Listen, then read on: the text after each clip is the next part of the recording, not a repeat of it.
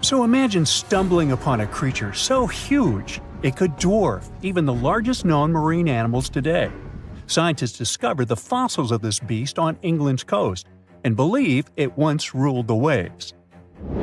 The new species was named Ichthyotitan severnensis, but thankfully for me, scientists nicknamed it the Little Stock Monster.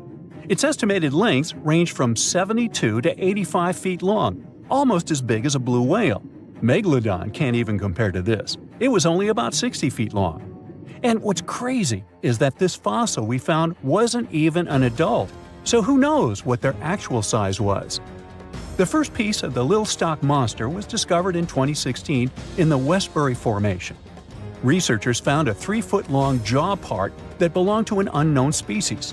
For years, this single fragment had been driving them crazy because they had no idea what that animal was. Then, in 2020, a miracle happened, of sorts. A father with his 11-year-old daughter found the second piece of fossil on a beach. This discovery led to more findings.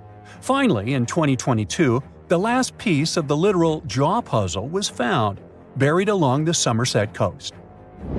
This leviathan belonged to the Shastasaurid family. Both the Little Stock Monster and other Shastasaurids had one ancestor, so all the species in this family are super similar to each other. For example, all of them were the largest marine reptiles ever to exist. Although our Little Stock Monster is much larger, most Shastasaurids could grow up to only 69 feet long, and it's possible that the Little Stock Monster, when fully grown, would reach up to 100 feet or even more. Both of their bodies were just perfect for cruising the ancient seas. These marine titans were elegant and slender, with an elongated snout. Other marine animals at the time were smaller and looked more like dolphins. Shastasaurids had long paddle-like limbs adapted for efficient swimming.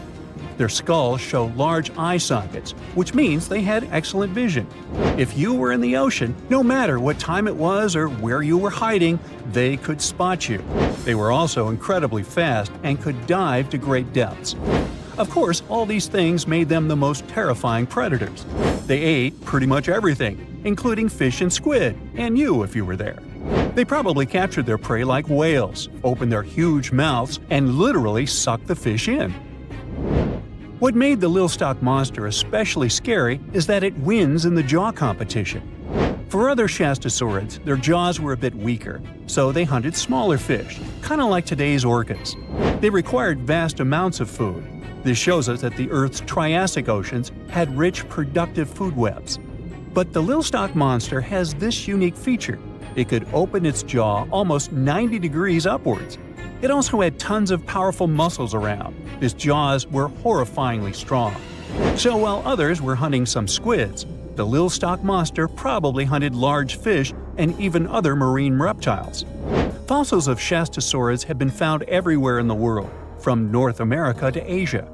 This means that these creatures dominated and terrorized the oceans for millions of years, although even they weren't completely safe from scavengers. And that's exactly why we struggle to find these fossils now.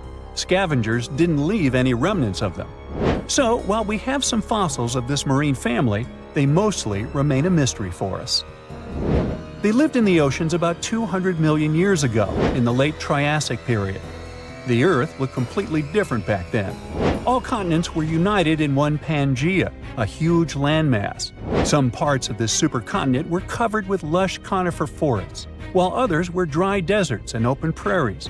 It was before the famous Jurassic period, but there were already first pterosaurs and amphibians. It seems like those monsters were crazy resilient. The Triassic period was super unstable, but they survived through many changes in the environment. Well, until the last one. The Triassic extinction came out of nowhere. It was one of the Earth's big 5 extinction events. It wiped out almost all species on the planet, including these leviathans. It's still not clear what happened exactly, but it looks like there was a huge tectonic activity. Volcanoes in the oceans were going crazy back then. These massive volcanic eruptions have probably altered the climate and ocean chemistry, leading to the extinction of many species. Scientists have a theory that it might have happened because there was a rain of comets flying to our planet from the Oort cloud. This likely happens about every 200 million years or so. I wasn't around then, so I'm just guessing here. In any case, after the extinction, the Earth took some time to recover. Then it entered the famous Jurassic period. More terrifying sea monsters were on the way.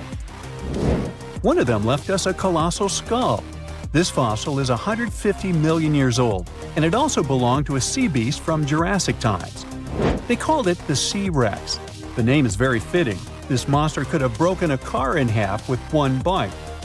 It was also discovered accidentally. A fossil enthusiast was walking along the Jurassic coast. This place is famous for having tons of ancient fossils, all because of the erosion in stormy weather. Typically, people find small spiral fossils here. However, this time, he discovered a giant sea monster fossil. Excited, he contacted scientists. They arrived at the spot right away and then had to carefully climb down a cliff to search for the rest of the skull. This fragment alone is 6.5 feet long. Turns out, it's a newly discovered species of pliosaurs, giant predators of the ancient seas. Pliosaurs were among the largest marine predators ever. Some of them grew up to 40 feet long. They used their huge teeth to snatch and devour prey, including other reptiles. Well, at least those creatures are far gone. But what about the horrors that still live in our oceans? Recently, biologists discovered the world's longest animal, the one that's still alive to this day. They found it off Australia's coast, on the Gascoyne coast, a very mysterious and unexplored place. There, underwater vehicles stumbled upon a frightening 150-foot-long siphonophore. That's twice as long as many blue whales and 3 times as long as a humpback whale. Doesn't it kind of look like one of those toy string worms? But this creature isn't friendly at all. It's a string-like deep-sea predator. What's even more scary is that this isn't actually one creature. It's a colony of small clones working together as one. Basically, collective consciousness. Ooh, Borg. Together, they stretch out like a single long string in the water. This creature might be the longest siphonophore ever found, and it was discovered at a depth of around 2,000 feet. Siphonophores, similar to jellyfish, capture their prey by dangling stinging tentacles in the water. When their tentacles touch small crustaceans and fish, they get paralyzed, and then they're reeled up to the colony's body. Expeditions to Western Australia's underwater canyons were definitely worth it. Together with that siphonophore, scientists have discovered up to 30 potential new marine species. Among them were a new octopus or squid, a long-tailed sea cucumber, glass sponges, and giant hyroids, colonies of animals resembling upside-down jellyfish. None of them have been seen before in Australia. But most of them weren't as scary as the one that was recently discovered in the Gulf of Mexico. This creature is straight out of a sci-fi thriller, a 26-foot-long mangapinna squid or bigfin squid. It was discovered near an offshore oil rig at a depth of more than 7,800 feet. It has incredibly long elastic tentacles, which can be 15 to 20 times longer than its body. It holds them at right angles to its body, making it look even creepier, almost as if it has elbows. And yes, it's another deep-sea predator. These 10 tentacles probably help the squid trap their prey and drag it onto the seafloor. We barely know anything about this extraterrestrial-looking creature because they're very hard to find and study. And if you think their tentacles are awful, just check out these creatures with 20 arms. This thing looks like a facehugger. This new species is lurking in the frozen depths of Antarctica. Experts were searching for cryptic sea animals known as Promachocrinus, or Antarctic feather stars. They're kind of similar to starfish and sea cucumbers, but have an otherworldly appearance and can live up to 6,500 feet below the surface. It's called the Antarctic strawberry feather star. Despite its pretty name, its appearance is anything but cute. It has a bizarre strawberry-like body from which 20 spindly arms branch off. Its coloring ranges from purple to dark reddish, and the arms all have different lengths and thickness. Who knows how many more of such scary creatures we'll discover in the future. Now imagine a creature with a body that is reminiscent of a cuttlefish, with eyes sticking out from stalks like a funky headband, fins on its tail, and a long skinny nose ending in a mouth full of teeth. Or maybe this thing could be a claw. Yep, the tully monster is on the move. is definitely one of those freaky creatures you wouldn't like to face while scuba diving somewhere. Luckily, it went extinct 300 million years ago. This unusual marine beast was discovered in the 1950s in Illinois, and scientists couldn't even agree what it really was. Some thought it was a vertebrate, which means a group of creatures with a spine, like us humans. But a team of researchers in Japan studied many fossils of the tully monster, using advanced laser scanning technology to check them in detail in 3 dimensions. There's still a lot they don't know about the tully monster, but they managed to realize it didn't have any spine at all. Now the next step was to see what type of invertebrate it was. Could it be vertebrate-like, such as a land sled? Or are we talking about something closer to snails and worms? They also discovered the creature had segmentation in the head area that extended from its body, and that's not something bony creatures have. Still, in recent years, some researchers had the idea the tully beastie could be related to jawless fish, such as lampreys. These fellows belong to the most ancient group of vertebrates, and are not pleasant to see either. In the case of lampreys, we're not talking about extinct animals. They're still out there somewhere, wandering the ocean and scaring other animals, or you, if you see it in the northern and western parts of the Atlantic Ocean where they live. And they've been here really long, even before the dinosaurs. A long time ago, long before humans or I even existed, there were eurypterids, weird creatures from a group we call arthropods, which includes spiders, insects, and crabs. But eurypterids were unlike anything you've ever seen before. They had a body shape similar to horseshoe crabs, with many segments that made up their body. Instead of legs, they had special appendages at the front that acted like oars. Some even call them giant scorpions, but most eurypterids were actually quite small, except for this special one, which was truly enormous. It could grow to a staggering length of about 8 feet. Wow! The next time you see a crab scuttling along the beach or a spider swimming its web, remember, we're lucky we only got mild versions of their ancient relatives, which, by the way, disappeared hundreds of millions of years ago. Whew. Now, some eurypterids were pretty fierce and fast predators. They would swiftly swim after their prey, chasing them down in the water.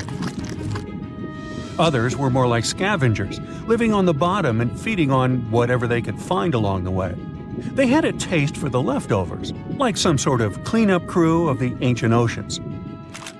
Eurypterids love to spend their time in brackish water environments. It's water with more salinity than fresh water, but still less than seawater. Now imagine you're just floating around and all of a sudden you see this guy. No, it's not some weird tiny spaceship, and you won't see it floating in space, even though that's where it would perfectly fit in, as some weird creature from another planet you'd see in sci-fi movies. You'd actually see it floating in the sea, because we're talking about a really small animal with enormous eyes called Dolphin. Each of its eye bulbs was about a quarter of its whole body length. That's what gives it that space look, like it might live on one of the oceans under the surface where we look for life, like Europa, one of Jupiter's moons, or Titan, Saturn's biggest moon. I could easily imagine creatures like Dolphin giving us a warm welcome once we get to Mars, too. Dolphin had great vision. It would keep a keen eye out for any movement in its surroundings. Once it noticed something, it would swiftly launch its spiky appendages forward. At first, these things looked like tools for fixing stuff, but Dolphin actually used them to capture smaller arthropods. The unusual thing is that even though it had such great eyesight, Dolphin still spent most of its time catching prey in brighter waters near the surface. And yet, scientists found its fossils in the rock layers that are more often associated with darker environments, where animals such as deep-sea crinoids and vampire squids reside today. It's confusing. But one of the explanations for this says it's possible these deep-sea creatures actually lived in shallower waters in the past and later ended up in the depths as the geography of our planet changed over time. No one knew what Dolphin really was. It could belong to a group of arthropods, And it seems to me that's where most of the world's weirdest creatures are. Some believe it could be related to mantis shrimp, while others compare it to blind, worm-like crustaceans that live in dark underwater caves. And check out this enormous worm lurking beneath the sandy ocean floor, patiently waiting for its next meal to swim by. These ancient creatures were like stealthy predators, perfectly camouflaged in their sandy lairs. And now, 20 million years later, scientists have found the remains of their hidden hideaways. The burrow they discovered, shaped like the letter L, was found preserved in ancient sediment on the seafloor of Taiwan. It was around 7 feet long and only an inch wide. That's where the ancestors of modern bobbit worms live. Bobbit worms have been around for a long time. They can grow to be a few inches to a whopping 10 feet long. A pretty weird creature dominated the skies at the end of the dinosaur age in North America. We know it as Quetzalcoatlus, and it soared above famous dinosaurs like Tyrannosaurus and Triceratops, showing them who the ultimate ruler of the skies was. Quetzalcoatlus belonged to a group of flying reptiles called pterosaurs. They were some of the biggest flying animals ever known to exist. When you think of Quetzalcoatlus, imagine an animal as tall as a giraffe. These incredible creatures had long necks, small bodies, long legs, and wings that were relatively short compared to their size. The biggest of its kind was really massive and held the title of being the largest flying creature of all time. They had long, pointed skulls, while some also had short crests at the back of their heads. And for a long time, researchers were confused about how these giant pterosaurs hunted for food. At first, some even believed that Quetzalcoatlus and its relatives were like giant vultures that scavenged the remains they would find around. They drew such a conclusion because Quetzalcoatlus fossils were found inland, away from the coast where other big pterosaurs were found, such as the crested pteranodon.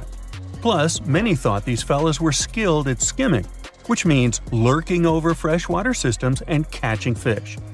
But it appears these massive animals were actually predators with excellent hunting skills. The exact technique they used to catch their prey remains a mystery, though. Now here's another cool discovery, a specific fossil as the oldest evidence of muscle tissue ever found. This fossil belongs to a group of animals that includes modern creatures such as jellyfish, corals, and sea anemones. And it looks so cool and unique, right?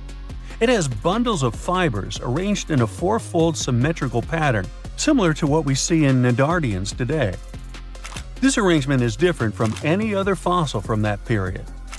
Now, this fossil may look weird, but it helps us understand the evolution of muscle tissue in animals. They, well, all of us actually, got new options for discovering different feeding strategies and generally new things to do thanks to muscles. And it's not like scientists usually get to study fossilized muscles. It's more that they learn about that based on how animals feed, reproduce, move, and do other things. So this cool fossil suggests animals may have had an earlier origin than we used to believe.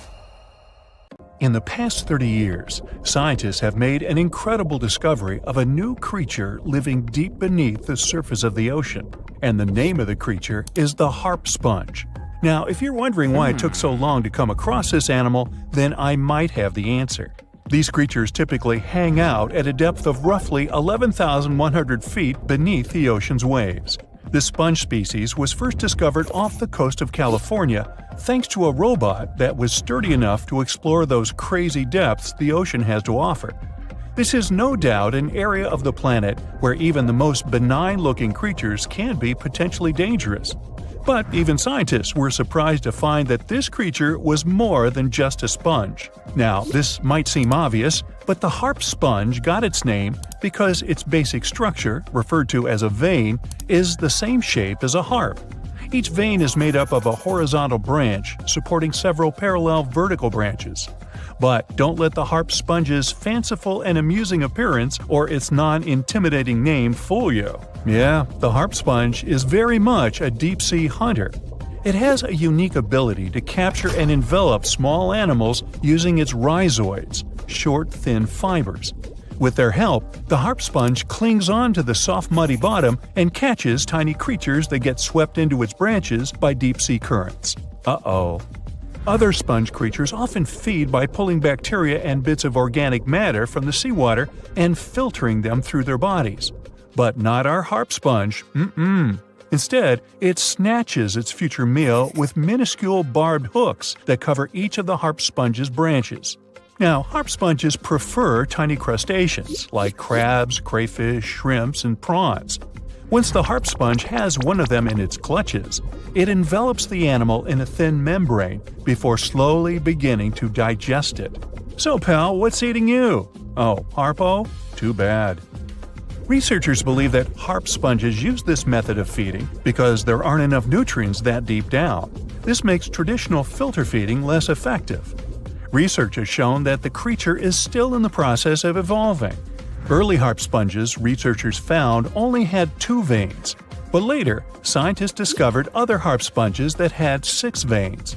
The harp sponge might have evolved this elaborate candle holder-like structure to increase its surface area. In general, harp sponges typically grow up to a length of 1 foot, but researchers have seen a creature that was 2 feet in length. The harp sponge is not only very unusual, but also beautiful to look at. See those tiny white balls on top of the branches? Now, why don't we look at some other creatures that live below the photic zone of Earth's oceans? The photic zone means the area beneath the ocean's surface that still receives some sunlight. Thanks to this, there are loads of different creatures and organisms living there. Any animal living beyond this layer qualifies as a deep-sea creature. The Tomopterus worm is a segmented worm you can find in the twilight zone of the ocean. This is the area that lies between 650 and 3,300 feet beneath the surface. These creatures are often no more than 1 inch long, but the largest of them can grow up to 1 foot. While swimming around and feeding, these worms do what researchers describe as an amazing smooth dance. That's because the creatures can swim extremely quickly and maneuver at tight angles with ease. Now, I know most people hear the word worm and think of the common earthworm, so it's quite interesting to know there's a deep-sea worm out there that never leaves the water during its entire life. Similarly, most of us try to avoid jellyfish that either rest on the sand or sit on top of the ocean waves. This isn't the case with a chrysota jelly. That's a deep-sea creature too. This beautiful jellyfish is mostly ruby red, bright orange, or electric purple. That's what helped researchers realize they had found a new species of jellyfish. The creature grows to a maximum size of 1 inch across. It has tentacles that stretch out in every direction. Now, if you come close to this jellyfish, it'll pull all these tentacles in toward its body before rapidly swimming away to avoid danger. Yes, you are dangerous. The chrysota jelly is extremely rare. You won't see it very often. You might need to borrow that deep-sea diving robot I mentioned earlier. While worms and jellyfish might seem quite harmless, this isn't the case with the Pacific viperfish. Ooh. This creature is equipped with a noticeably big mouth, like me, and the needle-like teeth inside are key to its hunting strategy. Pacific viperfish live at around 5,000 feet below the ocean surface, but they're among those numerous marine animals that migrate each night from the ocean depths toward shallower waters to dine. What's on the menu for dinner tonight? Lots of small fish and shrimp. The creature can grow up to 12 inches in length. Its 2 front fangs, which stick up from the fish's bottom jaw past its own eyes, are especially dramatic. When the fish unhinges its jaw, its mouth can open wide enough to engulf smaller animals, and the teeth form a cage to prevent an escape. Now, have you ever seen an underwater creature that looks like a strawberry? Trust me, it does exist. Just look at these dots on the strawberry squid. The creature has a big eye and a smaller one. You might think this unconventional pairing would be awkward and uncomfortable, but it's actually the opposite. The big left eye looks upward. It spots shadows cast by other animals in the dimly lit waters above. The eye's tubular shape helps it collect as much light as possible. On the other side of the squid's head, you can see its right eye. It's small and looks downward. This eye searches for flashes of bioluminescence produced by animals lurking in the darker waters below. Now, bioluminescence means the production and emission of light by living organisms. By the way, the squid has a nickname. And no, it's not squiggy, although that's a great one. It's known as the cockeyed squid. This is simply due to the remarkable difference in size between its two eyes. I think I like squiggy better, and so it goes. Since light doesn't reach the deep sea, the strawberry squid's body actually looks black.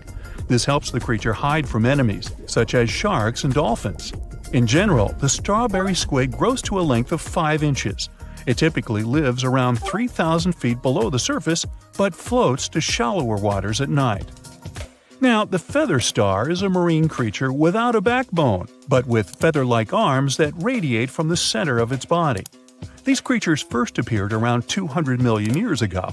Related to sea stars, they look like a flower, but if you approach them, they'll quickly swim away.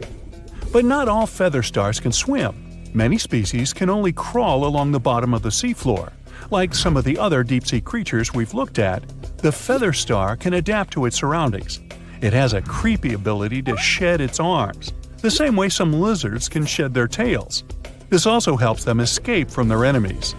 Feather stars live all across the globe, from the equator to the poles, from the shallow waters on top of reefs to the deep, deep sea. Now, given that we're dealing with mysterious creatures, the name of this one is quite fitting. The swift vampire squid should be the official symbol of life in the deep sea. The animal has a dark red body, huge blue eyes, and a cloak-like web that stretches between its 8 arms. This, along with its name, may suggest that the creature is some form of a terrifying hunter. In reality, though, the vampire squid is a soft-bodied, timid creature, about the size, shape, and color of a football. It grows to roughly 12 inches in length and lives 3,000 feet below the waves. There's almost no oxygen there, but also relatively few predators. Whew, I think I'll need to decompress from this one.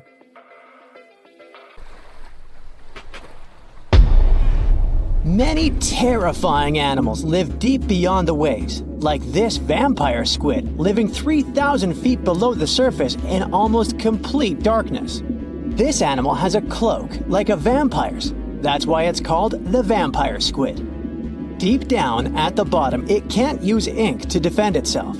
So this animal has developed an unusual tactic.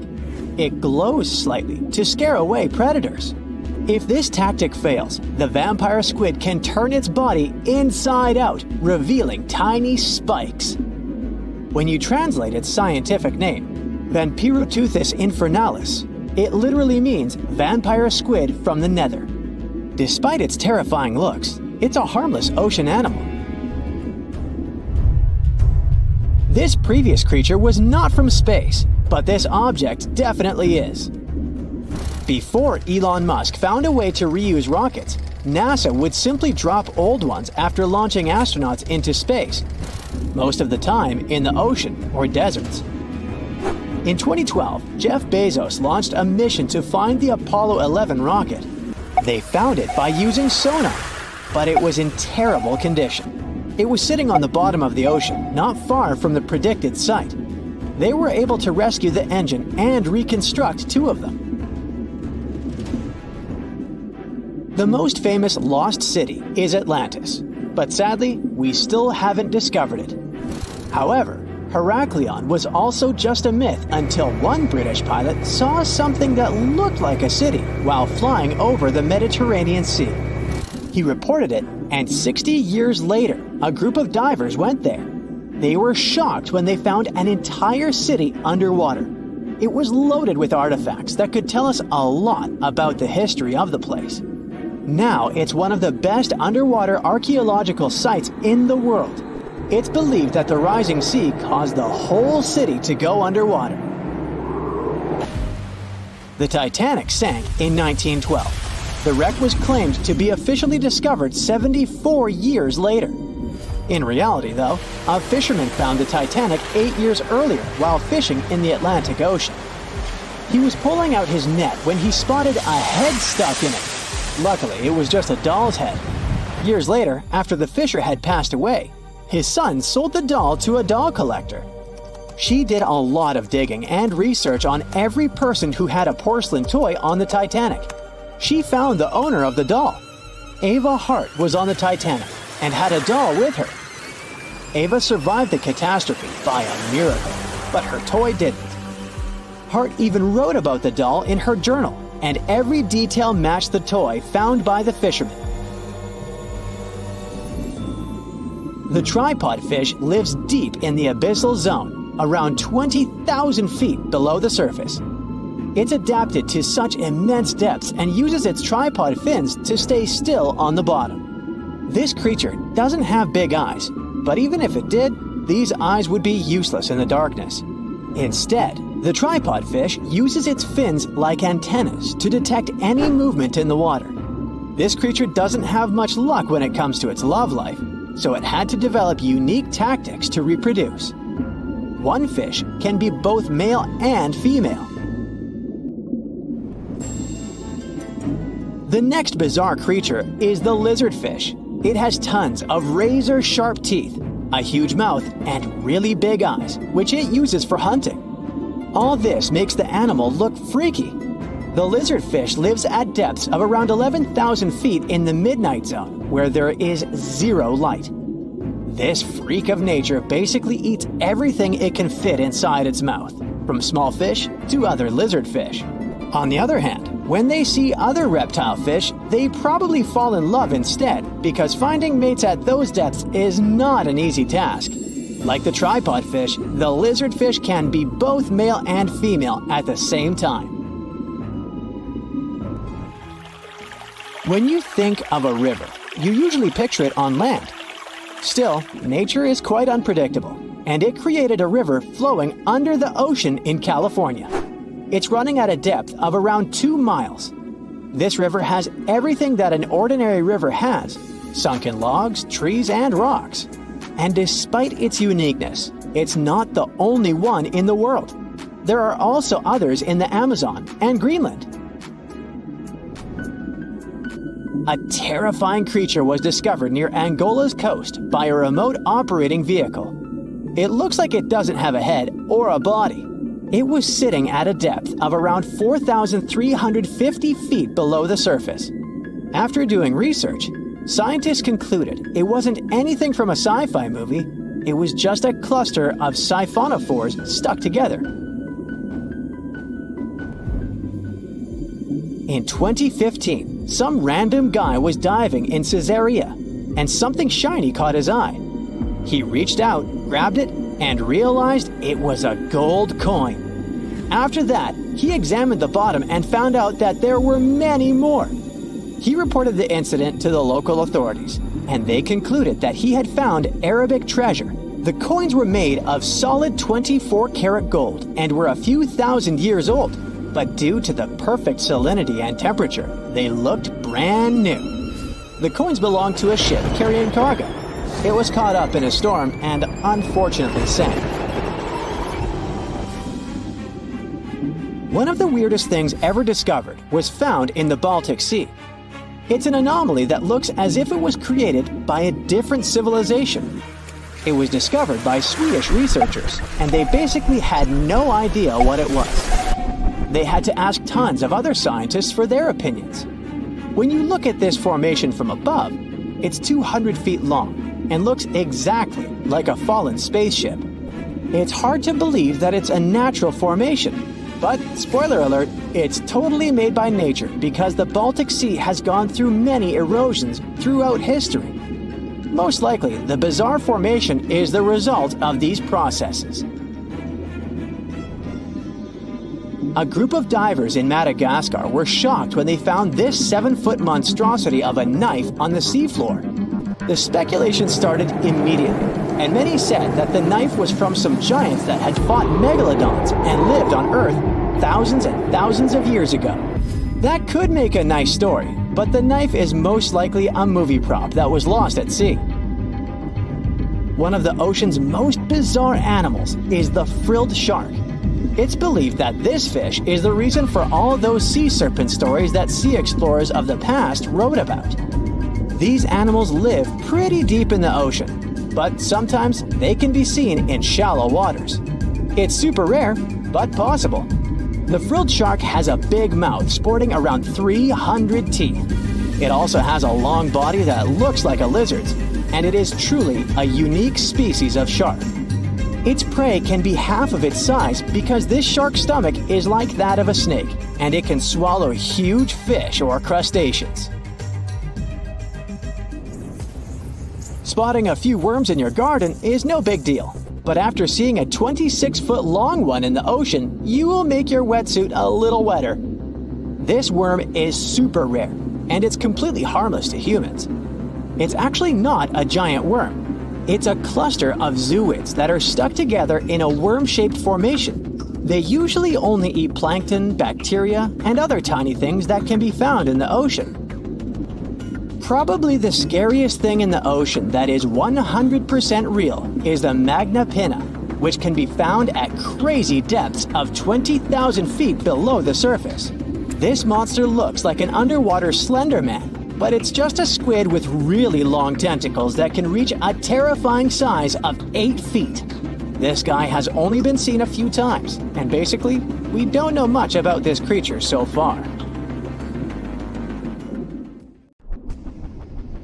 A remote survey vehicle, Okeanos Explorer, found this mysterious golden orb in the Gulf of Alaska, about 2 miles deep underwater. No one can say what this thing is. It's a strange object, just 4 inches wide, and it was firmly stuck to some rock. When you touch it, it's smooth, soft, feels like flesh. You can even see a hole in it, as if something escaped from there. But what? Divers brought the mysterious orb to the lab from the Pacific Ocean. They felt like in the beginning of a horror movie, almost as if you poked this thing, something would jump at you. This could happen if they had found it sooner. The hole in that orb means something alive tried to get inside or break out from inside, which is why scientists assume that this is an egg. We might have discovered a new species, or a new life stage of some species we already know. Some species do lay their eggs on the ocean floor, like squids. Although, if that's the case, then these animals might be gigantic, because that egg is huge. But maybe it's not an egg. Maybe it's a sponge. They found this thing surrounded by white coral, where sponges usually vibe. Just months before this discovery, scientists found more than 5,000 new marine species in a tiny space between Hawaii and Mexico. The Gulf of Alaska is home to 52 more species, with tons yet to be identified. So maybe it's just one of those sponges we haven't discovered yet. Or it might be a coral, or something entirely different. The only thing scientists know for sure is that the thing is a living organism. They're planning to move the orb to a more advanced lab to conduct DNA testing and reveal more about it. And it's not our first horrifying discovery from the oceans. In 2013, 2 rare locomotives were discovered under 90 feet of water off the coast of New Jersey. Scientists think that both of them were lost in the 1850s. For something that's been underwater for 160 years, they're in very good shape, even with layers of rust and barnacles. You can even see their smokestacks, and they sit upright, as if ready to pull into a station any minute now. They're not sure where these locomotives came from. There's no historical record of them being built or lost, which makes their discovery even more mysterious. They have strangely rare steam engines, both about 15 tons, lying 5 miles off Long Branch. The engine models were already outdated even back when these trains were made. They were small and powerful, but were only produced for a short time. Perhaps they were on a journey from Boston to the mid-Atlantic. Then a storm struck. It caused them to either fall off a barge or to be deliberately pushed off to save the ship. Scientists want to restore the locomotive to learn more about them. And this isn't the only gift to the seas humans left behind. Jeff Bezos, founder of Amazon, has found the Apollo 11 F-1 rocket engines in the ocean. During the 1969 Apollo 11 mission, the Saturn V rocket used 5 powerful F-1 engines in its first stage. Each of them produced 1.5 million pounds of thrust. They burned 6,000 pounds of fuel per second, 1.5 million times that of a regular car. These engines burned for a few minutes before falling back into the Atlantic Ocean. Jeff Bezos got inspired by this story and began the search for those engines about a year ago. The team used an advanced deep-sea sonar. They finally found the engines 14,000 feet below the ocean surface. Scientists aren't sure what the conditions of the engines will be. They did have a super-fast impact with the ocean after all, and then laying over 40 years in salt water. But they were built from very tough materials, so hopefully we'll be able to study them. Ideally, Bezos wants to recover them. They're still a NASA property, but he hopes to display them in museums like the Smithsonian or the Museum of Flight in Seattle. Can you imagine finding the famous yellow brick road from The Wizard of Oz at the bottom of the ocean?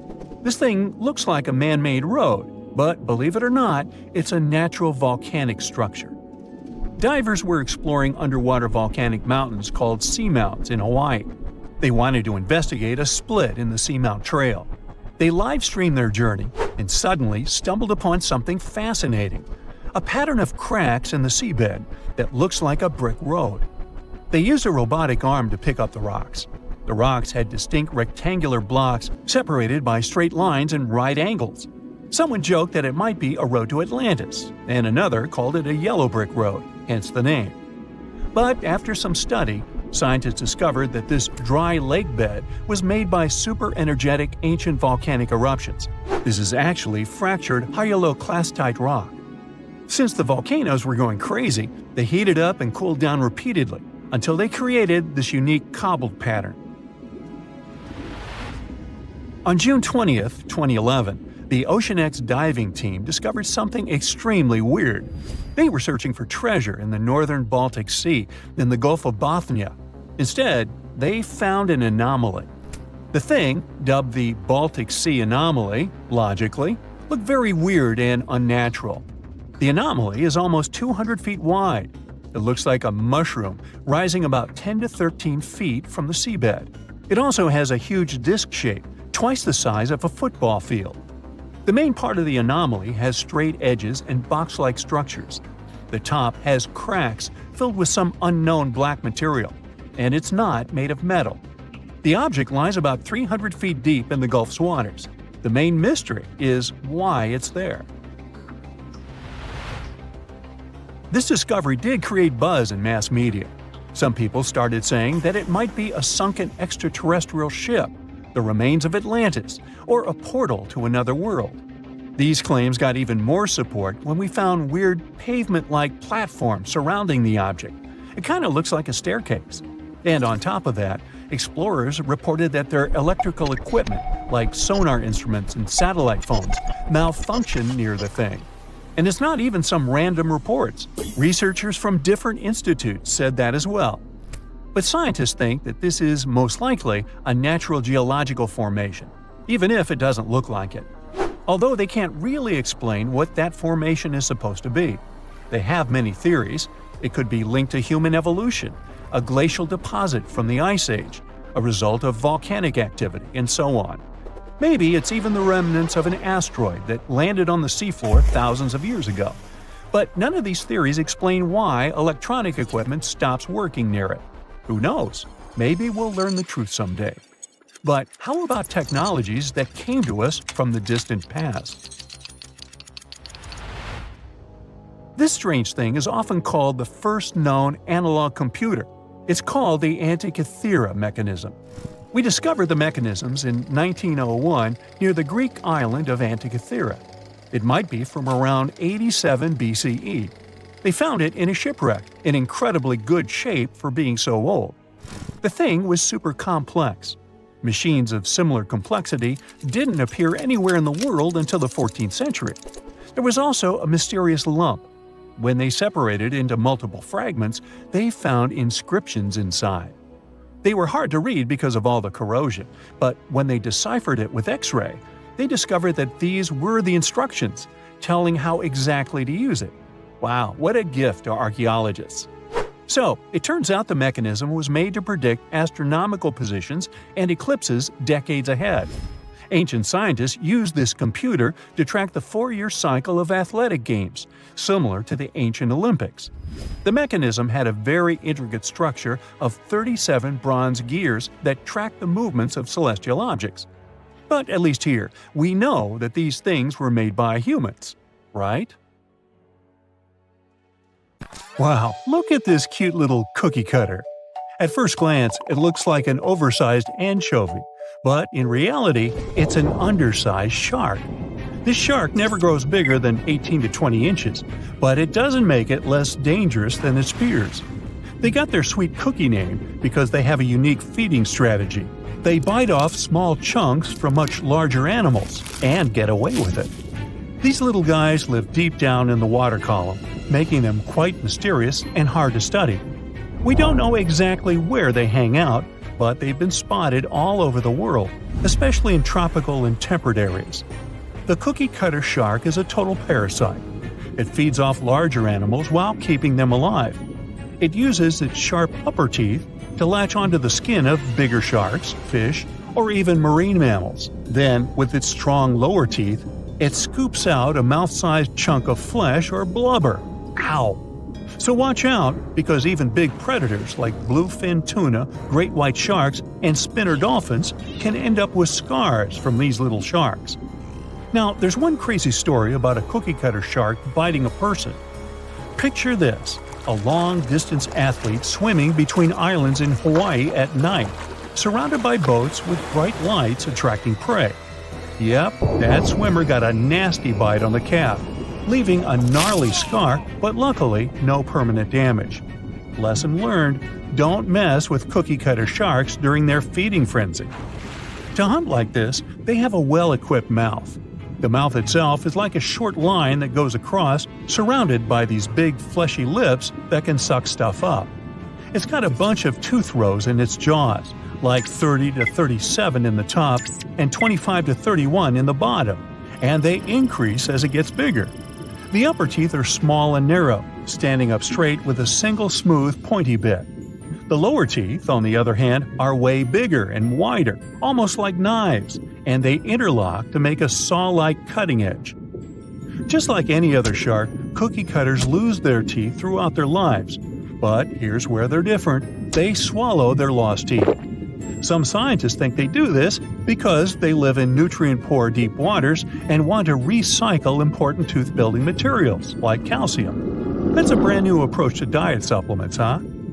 Since they feed closer to the surface at night and deeper during the day, they're almost always in the dark. So, this sneaky little shark has these special light-producing organs called photophores that are strategically placed on its belly. These photophores help it blend in with the light coming from above, kind of like camouflage. It's a classic move in the bioluminescent world. The cookie cutter shark also has this cool, non-glowing collar around its throat. Some scientists think this collar acts like a fancy lure, making it look like a tasty little fish from below. Imagine how irresistible that would be to a whole gang of hungry sharks. It's like a dinner invitation they can't refuse. The giant shark that terrorized the oceans some 20 million years ago. For 13 million years, this 60-ton beast dominated the warm waters of our planet. Though, some believe that the Meg still lives in the most remote and deepest parts of the ocean. It's a hot summer day. It seems only logical to go for a swim in the sea. You're floating on your back, completely relaxed. Your eyes are closed. Your breath is even. Water's pleasantly cool around your body. A light breeze touches your face. You feel calm enough to doze off. Suddenly, something bumps into your leg. Yanked out of your half-slumber, you begin to flail until you're face-to-face with the invisible danger. Luckily, all you spot is a couple of easily recognizable fins and cute smiley snouts. Phew, just dolphins. Guess you're lucky to meet them in the wild. These amazing creatures are so close, you can touch them. You've heard people say dolphins' skin feels rubbery, but to your mind, it's more like the inner part of a hard-boiled egg. One of the animals is so close to you that its salty smell fills your nostrils. You know, though, that dolphins don't have sweat glands. It means they don't sweat and are pretty much odorless. The smell you sense comes from the water they swim in. the largest and most ferocious predator to ever haunt the oceans, the megalodon shark dominated the seas for centuries before coming extinct millions of years ago. However, scientists managed to discover very few remnants of the giant shark. Everything we know about the great beast we've learned thanks to fossils of its giant teeth, which are just about the size of the average human hand. A megalodon skeleton has never been discovered. Shark skeletons are made mostly of cartilage, meaning that they decompose quickly. Luckily, sharks continuously shed and regrow teeth throughout their lives. One shark can go through 40,000 teeth in a single lifetime. Scientists have managed to study different types of shark species based on their teeth alone. The megalodon shark had around 276 teeth. When they fell out, those teeth landed in the seabed where they stayed for millions of years, fossilizing. Scientists found those teeth, and they're the only real record we have of the megalodon's existence. Megalodon teeth have been discovered all over the world. It means that unlike other marine animals of its time, the megalodon was intercontinental. Even today, most sharks and marine animals tend to stick to one sea or ocean. The megalodon shark swam freely around the world, moving between tropical and subtropical waters. Megalodon teeth have been found in every continent apart from the freezing cold waters of Antarctica. When a megalodon makes a starring appearance in a movie or TV show, it's portrayed to look like a giant version of a great white shark. Scientists previously believed that the megalodon and the great white shark both descended from one common ancestor. Still, it's not true. In fact, it's more likely that the megalodon was the arch-enemy of the great white shark's ancestor, the broad-toothed mako shark. That means megalodon wouldn't have looked so similar to the great white after all. In reality, the megalodon would have a shorter nose than the great white, along with longer pectoral fins to give the giant shark a stockier and more threatening build. They both had an excellent sense of smell though, so even in prehistoric times, it wasn't a good idea to go swimming with a chunk of raw meat in hand. And it certainly isn't safe now. Whether the Meg's hiding somewhere in the depths, which some still believe is true, or it's gone forever, younger cousins will still be there waiting. Also, both of them like to go after big marine mammals, so they would certainly have things to do together. That is, until the Meg got moody and accidentally ate its friend. You never know. These guys had a different hunting style. Great whites prefer to dive straight towards their prey and find its softest spot, like exposed legs or underbelly. Sometimes, an entire tooth would be found embedded in a bone of some bigger animal, such as a whale. Without the main parts they use for swimming, poor sea animals were then helpless and unable to escape. Yet whales were just a smaller part of megalodon's diet. Seals, sea cows, squids, dolphins, other sharks. The good old Meg probably wouldn't say no to some random school of smaller fish swimming into its mouth either. Nothing better than a good snack after a big tasty dinner. Even those giant turtles weren't safe with their thick shells. The Meg probably took them as a dare challenge on a daily basis. Scientists have used computer simulations to try and work out the hunting style of the ancient shark. Using this technology, scientists have discovered that the megalodon's attack style was very different from that of modern-day sharks. Modern sharks dive straight for their prey's most vulnerable spot, for example, the soft underbelly of a seal. The megalodon's teeth were uniquely suited to biting through tougher areas of cartilage. So, evidence suggests that a megalodon would first chew the tougher fins of their prey, rendering them unable to swim away before launching into their final attack. Some people believe that the megalodon is still alive today, lurking at the depths of the ocean's waters. But it's unlikely to be true. Megalodons are a warm water species, which means they would be unable to survive in the cold waters of the deep ocean. Most of the megalodon's potential prey live in shallower waters, meaning there would be very little for the megalodon to eat at deep sea level. Simply put, if there was an animal as big as the megalodon still living today, we would have spotted it by now. It is unlikely that you'll run into a Meg though. The sharks, like us, preferred warm coastal waters. Deep ocean living would be too cold for the beasts, and food would be scarce. Their entire bodies would also have to evolve to avoid being squished by the enormous water pressure down there. It's unlikely they're still around, but not impossible. Some good news if you do run into one is that the shark is pretty unlikely to eat you. You are way too small a meal for the megalodon. even if you have a couple of friends with you. This guy eats whales that are over 50 feet long. If you're having a beach party though, it's a different story. In a beach full of swimmers, the shark very well might creep up, scooping several humans into its giant mouth without even chewing. The fearsome name megalodon comes from two Greek words, megas, meaning big, and odont, meaning tooth. Combined, they mean big tooth, and it certainly lives up to its name. Just one of its chompers is the same size as a human head. It had 276 humongous teeth in total, across 5 terrifying rows. In all of history, only a couple of saber-toothed cats and the T-Rex had consistently bigger teeth. Now that's a showdown I'd like to watch. The megalodon vanished millions of years ago, leaving only huge teeth to be found by modern archaeologists. They literally disappeared with very few traces left. Scientists believe that over time, deep sea levels dropped and the ocean's temperature went down rapidly. Over a third of all marine life was wiped out as the oceans cooled and the number of animals at the bottom of the food chain plummeted. This had a catastrophic effect on the hungry predators at the top. Sorry guys. It became way too cold for these sun-loving sharks too, which made it difficult for them to reproduce since they gave birth in warm waters. The megalodon is usually described as a sort of great white shark, but this is just a common myth. In fact, the ancestors of today's great white existed at the same time as the meg, but they weren't best buddies and were even in competition with each other. The great white shark was a better hunter using its smaller size and agility to snap up the meg's prey quickly. They were also known to eat meg pups, who were only half their size. This didn't exactly help the whole extinction thing. While a great white was no match for an adult meg in a head-to-head fight, they sure weren't scared of stealing their food. This only left the bigger fish and whales for the meg, but its food supplies began to run out as whales swam to the cooler new seas. The whales adapted to prefer the colder temperatures, leaving our friend the meg behind. The megalodons either starved or were frozen into extinction by the Ice Age. Rather than a great white, the megalodon is more like a modern bull shark. It had a short snout, a flat lower jaw, and huge pectoral fins to support its massive weight and size. As scary as they are, these sharks were actually caring family guys. Several megalodon nursery areas have been discovered in Florida, Maryland, and Panama. They gave birth to their young in shallow water environments. We know this from discovering loads of tiny megalodon teeth found in these areas.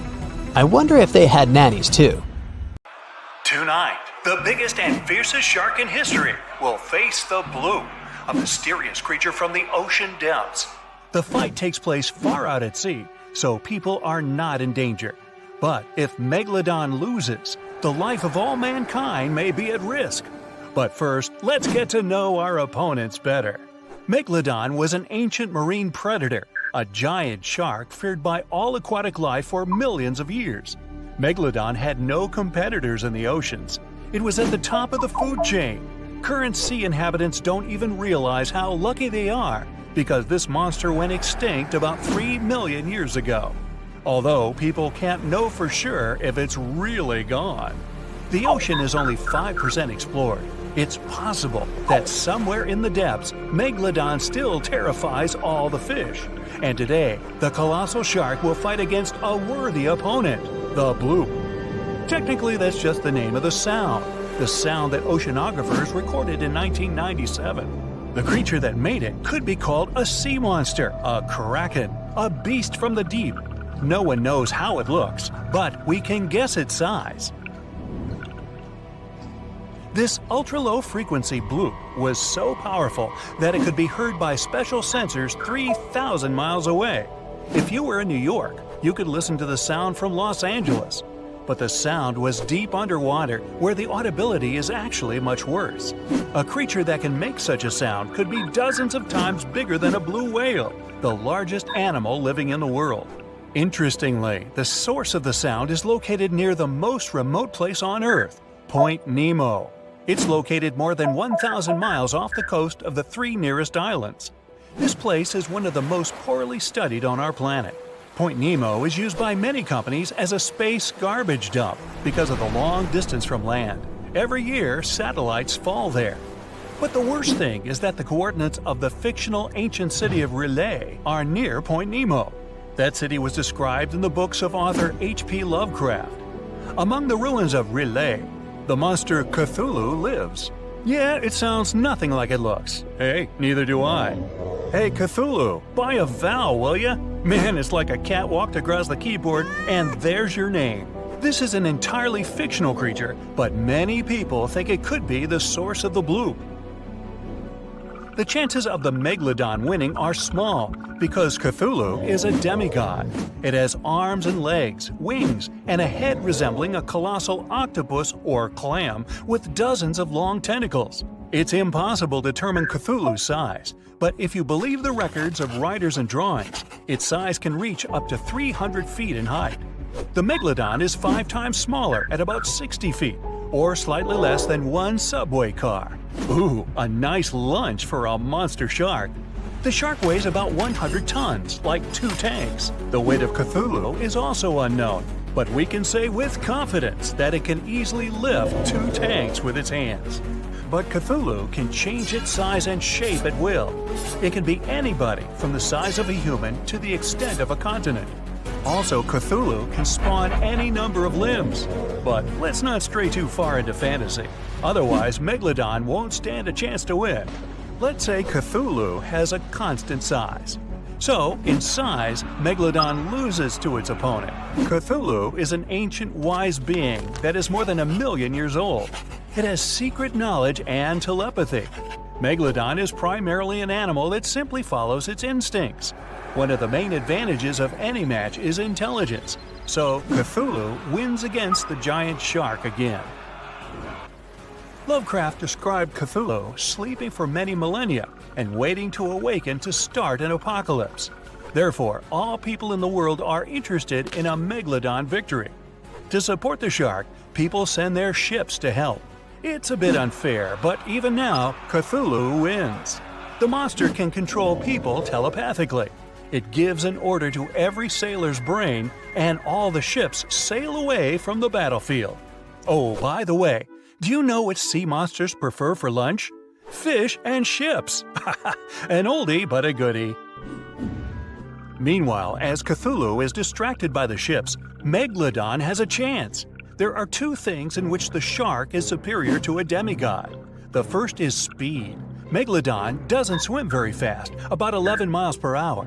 Athletes can run faster, but for giant Cthulhu, this is fast. Megalodon can maneuver around the green monster, and thanks to its smooth skin, slip out of the demigod's clutches. Megalodon swims behind Cthulhu and uses its second advantage, jaws. The bite of a megalodon is considered one of the strongest among all creatures that have ever existed on Earth. Its bite force can reach up to 20 tons, 6 times stronger than a Tyrannosaurus, 60 times more powerful than an African lion's bite, and 600 times more powerful than mine. Megalodon bites its prey armed with 300 teeth. Each one is razor sharp and the size of an adult's palm. Such a jaw becomes an advantage in the fight against the bloop. One Megalodon's bite is enough to injure Cthulhu seriously. But of course, this isn't enough to defeat a demigod. Thanks to its speed, the Megalodon can inflict many attacks, but sooner or later, Cthulhu will manage to catch the shark. Cthulhu uses tentacles to grab its opponent. Megalodon is trapped and can't move. The bloop is going to pull the shark out of the water. It seems that the green monster will win the fight. But several unknown objects are approaching the place of the fight. Cthulhu is being attacked from all sides. The green monster is unique, it's one of a kind, but the Megalodon has offspring. Many sharks from all over the ocean swim to help their relatives. Now the sides are equal. Cthulhu again uses telepathy to summon people to help. Hundreds of ships sail to the fight location. It orders them to open fire on the enemies. Dozens of sharks quickly swim around Cthulhu. It's impossible to hit them and not injure the green monster. Cthulhu loses by its own mistake. It cancels the telepathic order and decides to deal with the shark squad alone. Cthulhu uses its tentacles to catch each shark one by one. But the sharks work great as a team. Once one shark is captured, the others bite the tentacle and help it escape. All Cthulhu attacks fail. It needs time to think of a new strategy. But where to retreat when there are a lot of enemies everywhere? To go back to the ancient city is to admit defeat. Cthulhu has an idea. It opens its wings and makes a single wave that, like a blast, throws all the sharks aside. The monster floats to the surface. Another wave and tsunami forms in the ocean. Cthulhu rises to the air. Black clouds accumulate, thunder rumbles, lightning strikes everywhere, and a downpour begins. Cthulhu is in the sky, directly over a group of megalodons. It has taken a short break.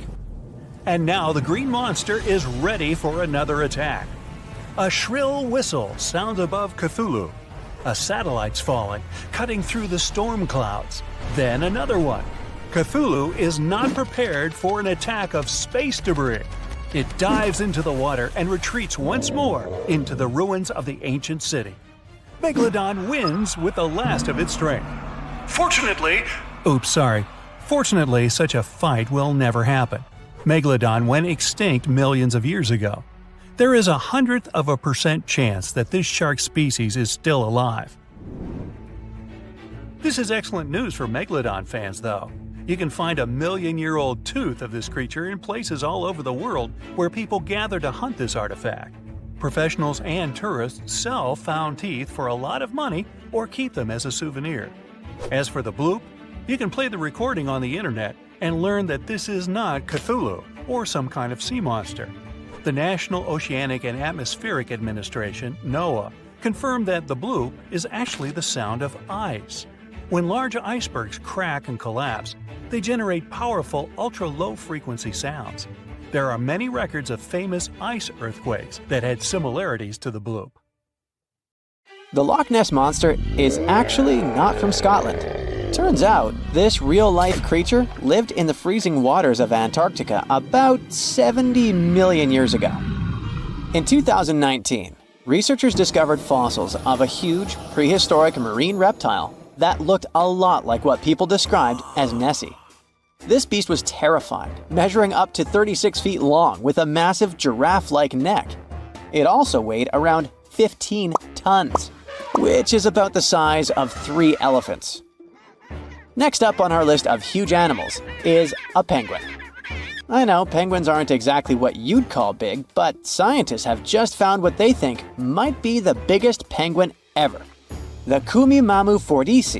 It's believed that these giant birds were hanging around New Zealand about 55 million years ago, and they were huge, weighing over 330 pounds. That's about 5 times the size of the emperor penguins, which are considered the largest penguins alive today. Now, let's move on from massive creatures to something much smaller. Meet B. Manfred Schmitti, a great ape that lived around 12 million years ago in what is now Germany. This creature is very special, as it's the tiniest great ape ever discovered. And when I say tiny, I really mean it. These ancient animals only weighed about 22 pounds. They were basically no bigger than a super chunky cat. If you think small creatures aren't scary, wait until you meet the electric blue tarantula. This newly discovered species from Thailand's mangroves has an almost otherworldly electric blue color. Its vibrant hue doesn't come from pigment, it is actually caused by the unique structure of its hair, which reflects blue light, making it look like an extraterrestrial being. We're going even further now, diving into the freezing pitch-black depths. At around 2,000 feet deep in the Andaman Sea, scientists found a new species of ghost shark, which they named Chimera supape. Their appearance is straight out of a horror movie.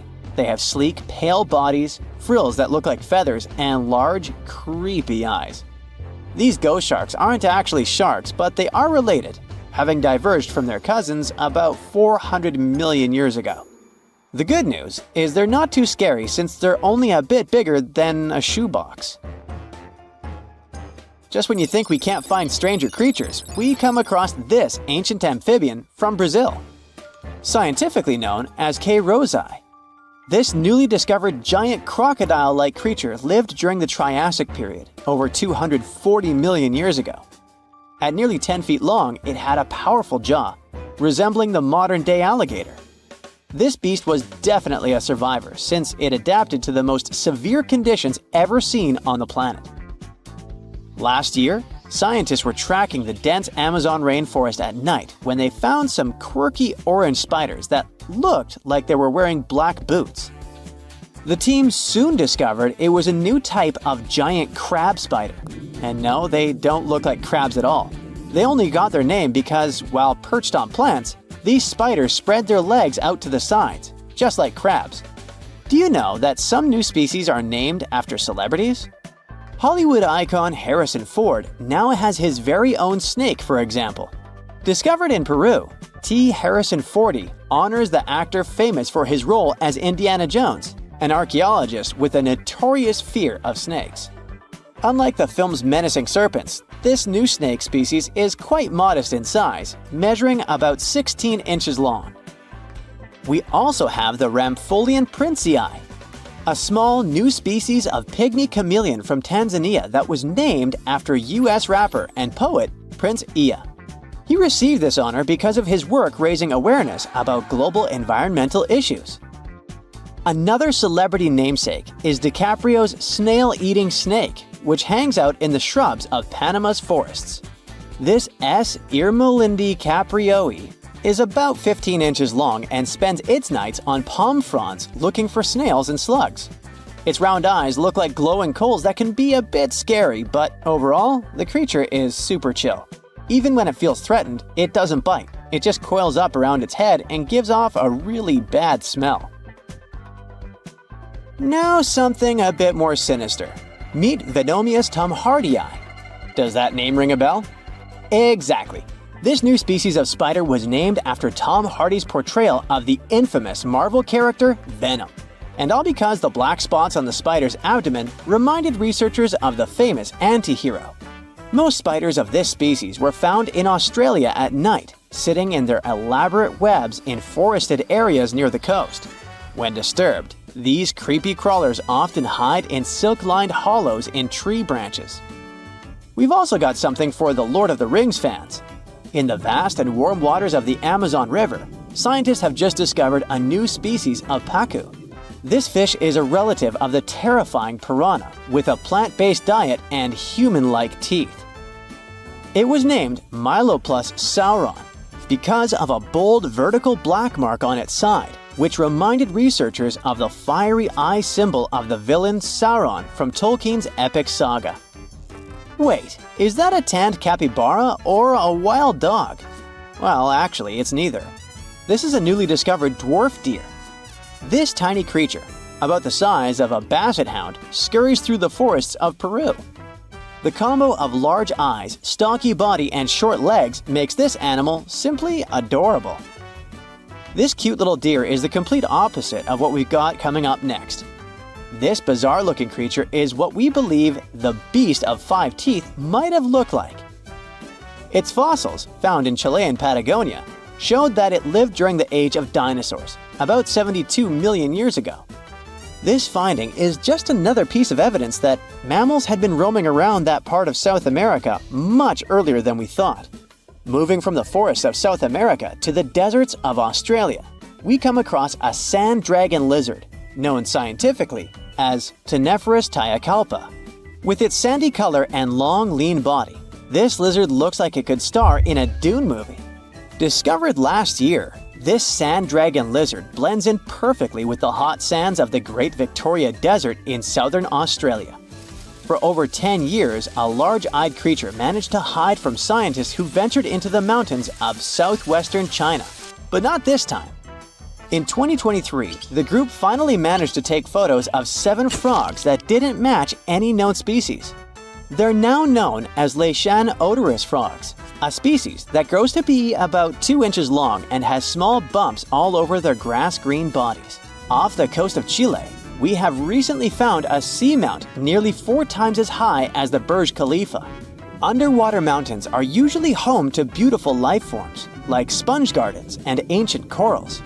But this Chilean seamount also hid a creature known as the flying spaghetti monster. It's a rare type of squid with long noodle-like tentacles that make it look like an underwater pasta dish. Including its tentacles, this strange creature can be over 130 feet long. Recently, scientists were diving into the cold waters of the Antarctic Peninsula when they thought they had found an ordinary dragonfish swimming by. But there was something unusual about this one.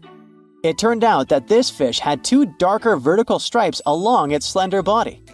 That's when they realized they were looking at a new species, the banded dragonfish. From bizarre sea creatures to a cute one. In 2017, locals were diving near Kume Island in Japan when they found the skeleton panda sea squirt. This deep-sea oddity quickly won people over with its look because its black spots actually resemble a panda bear's eyes and ears. At least if you have a good imagination. This unusual creature filters water to catch its food, and is yet another reminder of the ocean's hidden wonders. If you draw up a map, trace a line connecting the island of Bermuda, Puerto Rico, Miami, and back to Bermuda, what do you get? The infamous triangle, known for swallowing thousands of ships and aircraft over the centuries. But there's a new mystery to this already enigmatic place. Something's lurking deep in the waters below, and it's leaving bizarre clues of its existence. Splash! Your submarine hits the water surface. You descend 100, 1,000, 2,000, 3,000 feet. It's getting darker. The sub's walls creak as the pressure grows. Over 1,400 psi. It's like the weight of a grand piano squeezing every square inch of your body from all sides. You've made it to your destination. All that's left is to spot the beast. Just in time. Among the black void, you see a bright green glow off in the distance. It's getting closer. As it approaches, it gets bigger. This is it! The creature that's been leaving strange circular markings on fish, dolphins, whales, and even other sharks. Behold, the cookie cutter shark!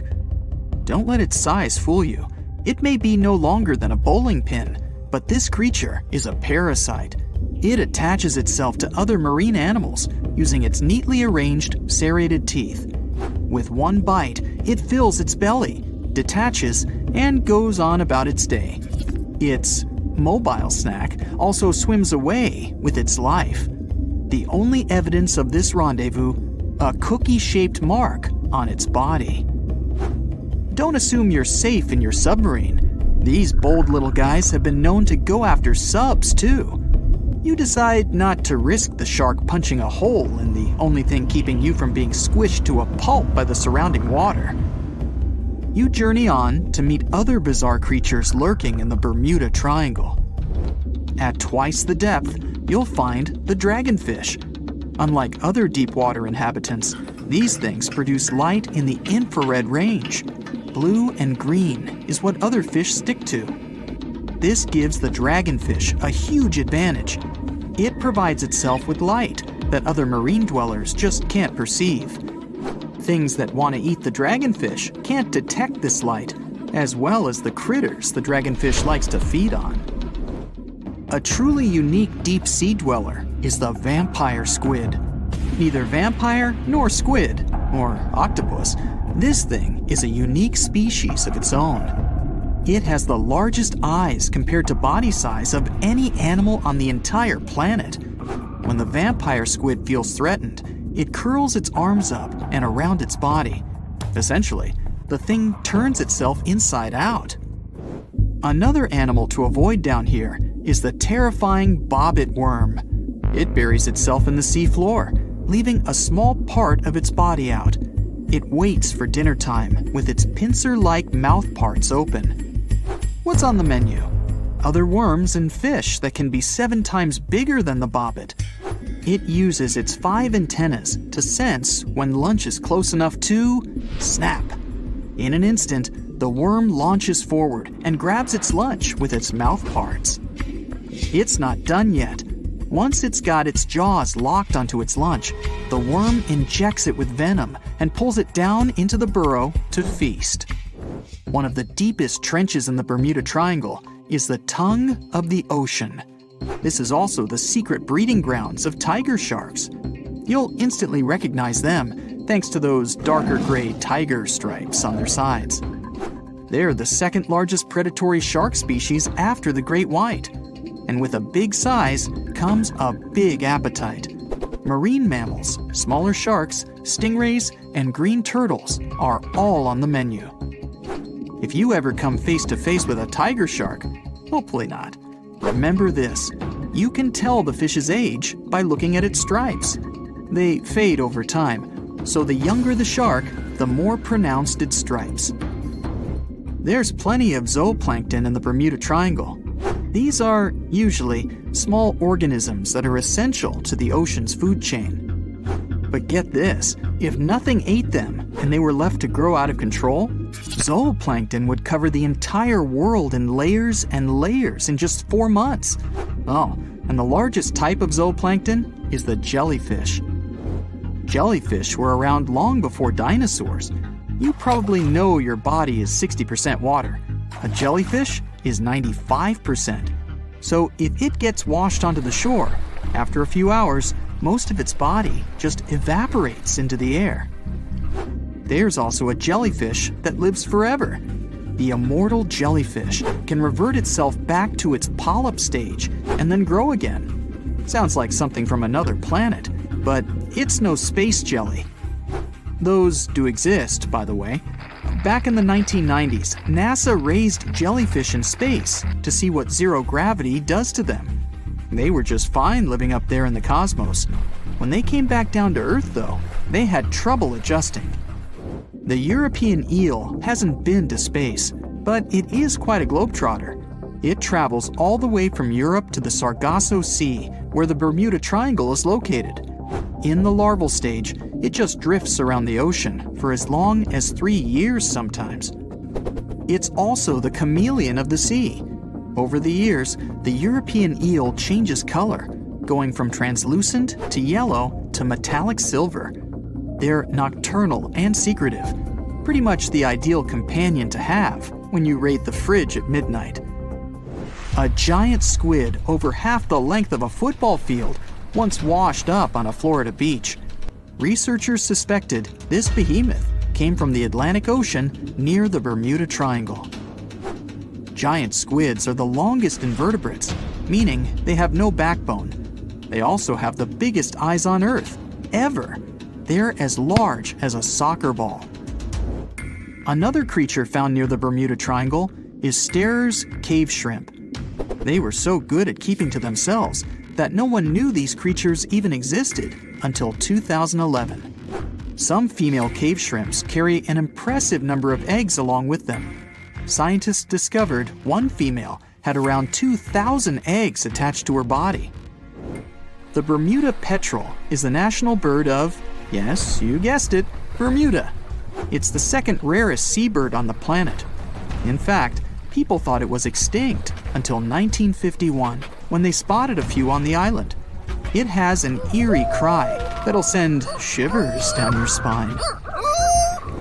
The Nassau grouper can only be found on the coasts of South Florida.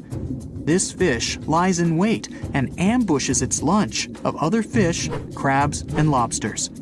It's sort of like a vacuum cleaner because it inhales its food through its huge mouth. The fish has a cool defense mechanism too. Like the chameleon, it changes color when it feels it's in danger. Sometimes it takes on a lighter or darker shade of its own color to blend in with the environment. So, you may spot a Nassau grouper, or you may not. If you happen to visit the Bermuda Triangle, you'll probably see a hammerhead shark. They use that iconic hammer-shaped head to pin their lunch, stingrays, onto the ocean floor. The shape of their head also gives them better vision. They can see almost 360 degrees all around, above and below them. Well, save for one blind spot right in front of their nose. The hawksbill sea turtle may not look intimidating, but this guy will eat anything it can get its bird-like beak around. Sea sponges, algae, and even venomous jellyfish. A lot of the stuff on their menu is inedible for most, but their body fat can absorb the venom and toxins, so they go unscathed. The Bermuda Triangle is also home to green glowworms. They're not really worms, but larvae. They produce that bright light from an organ near their tail. This light makes smaller creatures come toward them, making it easy for them to catch their lunch. Most of the time, they look pretty ordinary, but they have an oddly fixed schedule. Every third night after the full moon during the summer, at an exact time, the glowworm lights up. But back to more nightmarish creatures of the Bermuda Triangle. There's the goblin shark, known as a living fossil because it's the only one left of its animal family. It's only about the length of your forearm and looks like nothing special. But watch closely as its lunch gets too close. Boom! The shark's jaw shoots out of its mouth and grabs onto the unlucky creature. Once the teeth have locked in, the jaw goes right back in the shark's mouth. And yes, you share the planet with this thing. Well, hey there. We dive back in time and into the oceans over 500 million years ago. Just, because we can. Whoa, watch out. It's not megalodon or giant sea reptiles you need to look out for here. It's a bizarre, unearthly-looking creature called Anomalocaris. The name means unlike any other shrimp, and I think you'll agree, it looks like a nightmarish cross between a shrimp and a modern-day centipede. 2 tentacles protruding from its face, each lined with razor-sharp teeth. Oh yeah, and this thing was about the size of your leg. With a wave-like movement of the flaps on each side of its body, it was graceful for a terrifying creature. It was also more advanced than any other life on this planet at the time. Especially those huge eyes. You have only one lens in each of yours. This giant shrimp had 16,000. That's 4 times more than a common housefly. And you know how good their vision is. Good enough to dodge that swatter every time. All this allowed Annie to become one of the first animals on this planet to feed on others. Yep, here it is. Earth's first hunter.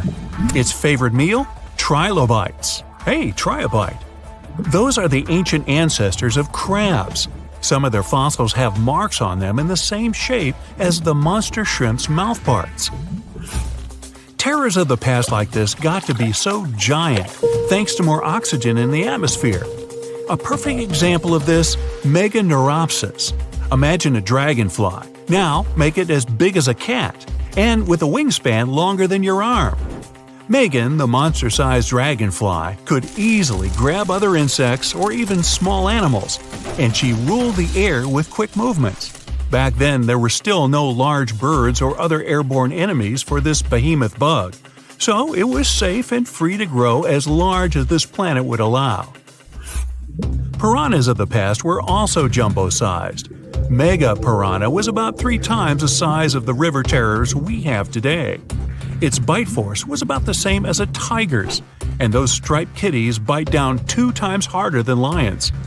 That means it probably not only dined on other fish and any land creatures that, got too close to the water, but it could also easily crunch down on large turtles and other unlucky shelled creatures. And fun fact, modern-day piranhas bark like dogs when they're about to enter a confrontation. It actually sounds more like a frog's ribbit. But makes you wonder, what did this mega-sized ancient cousin sound like? A bear roaring? How about giant sea scorpions the size of your bed?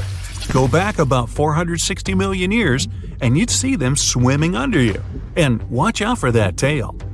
Scientists still don't know if these creatures could use it to inject venom like your standard land scorpion, but something tells me I wouldn't want that thing anywhere near me. Then there's this guy, Therizinosaurus. Terry looks sort of like a goose with long arms. Oh, and did I mention this goose dino is about 2 stories tall and longer than a bus? Yow! Its arms make the T-Rexes look even more bite-sized, each 8 feet long, almost triple the length of T-Rexes. And on the end, razor-sharp claws the size of your whole arm. Now, don't worry about those lengthy claws too much, though. Terry probably used them to cut through giant termite nests. So this huge reptilian goose was more interested in eating bugs and plants. Another mega monster for you, Megatherium. The giant ground sloth could look a giraffe straight in the eye and weighed as much as a hippo. It moved mainly on its hind legs and used its massive tail as support. He had huge paws with colossal knife-sized claws. The sloth could use them to defend itself from enemies and to bend tree branches in search of food. But the biggest danger to the giant ground sloth wasn't dinosaurs or saber-toothed tigers, it was our own species. Yep, humans showed up just in time to meet this fellow, and to, eat him up. Titanoboa was a terrifying 50-foot snake, as long as the great megalodon itself. It was also more than 2 times heavier than the heavyweight champion among snakes today, the green anaconda. Crocodiles were a regular on this serpent's menu. Titanoboa could swim 3 times faster than the fastest Olympic swimmer our species has ever seen. It was quicker and more dangerous in the water than outside it. And don't forget the boa part of its name. This massive snake wasn't venomous. Instead, it liked to squeeze. Remember that giant shrimp from earlier? Well, Opabenia looks like its teeny-tiny finger-sized cousin. And instead of 2 toothy tentacles, this thing had a vacuum hose coming out of its face. On the end of that trunk, what looks like a single crab claw. Add 5 eyes and a mouth under its head, and you've got a recipe for something not of this planet. Only it is. This creature used its trunk like an elephant does. Its claw grabbed food from the bottom of the ocean and brought it up to its mouth. This thing is so weird-looking that, apparently, when the scientists who discovered it presented his findings to an audience, they all laughed as if he were joking.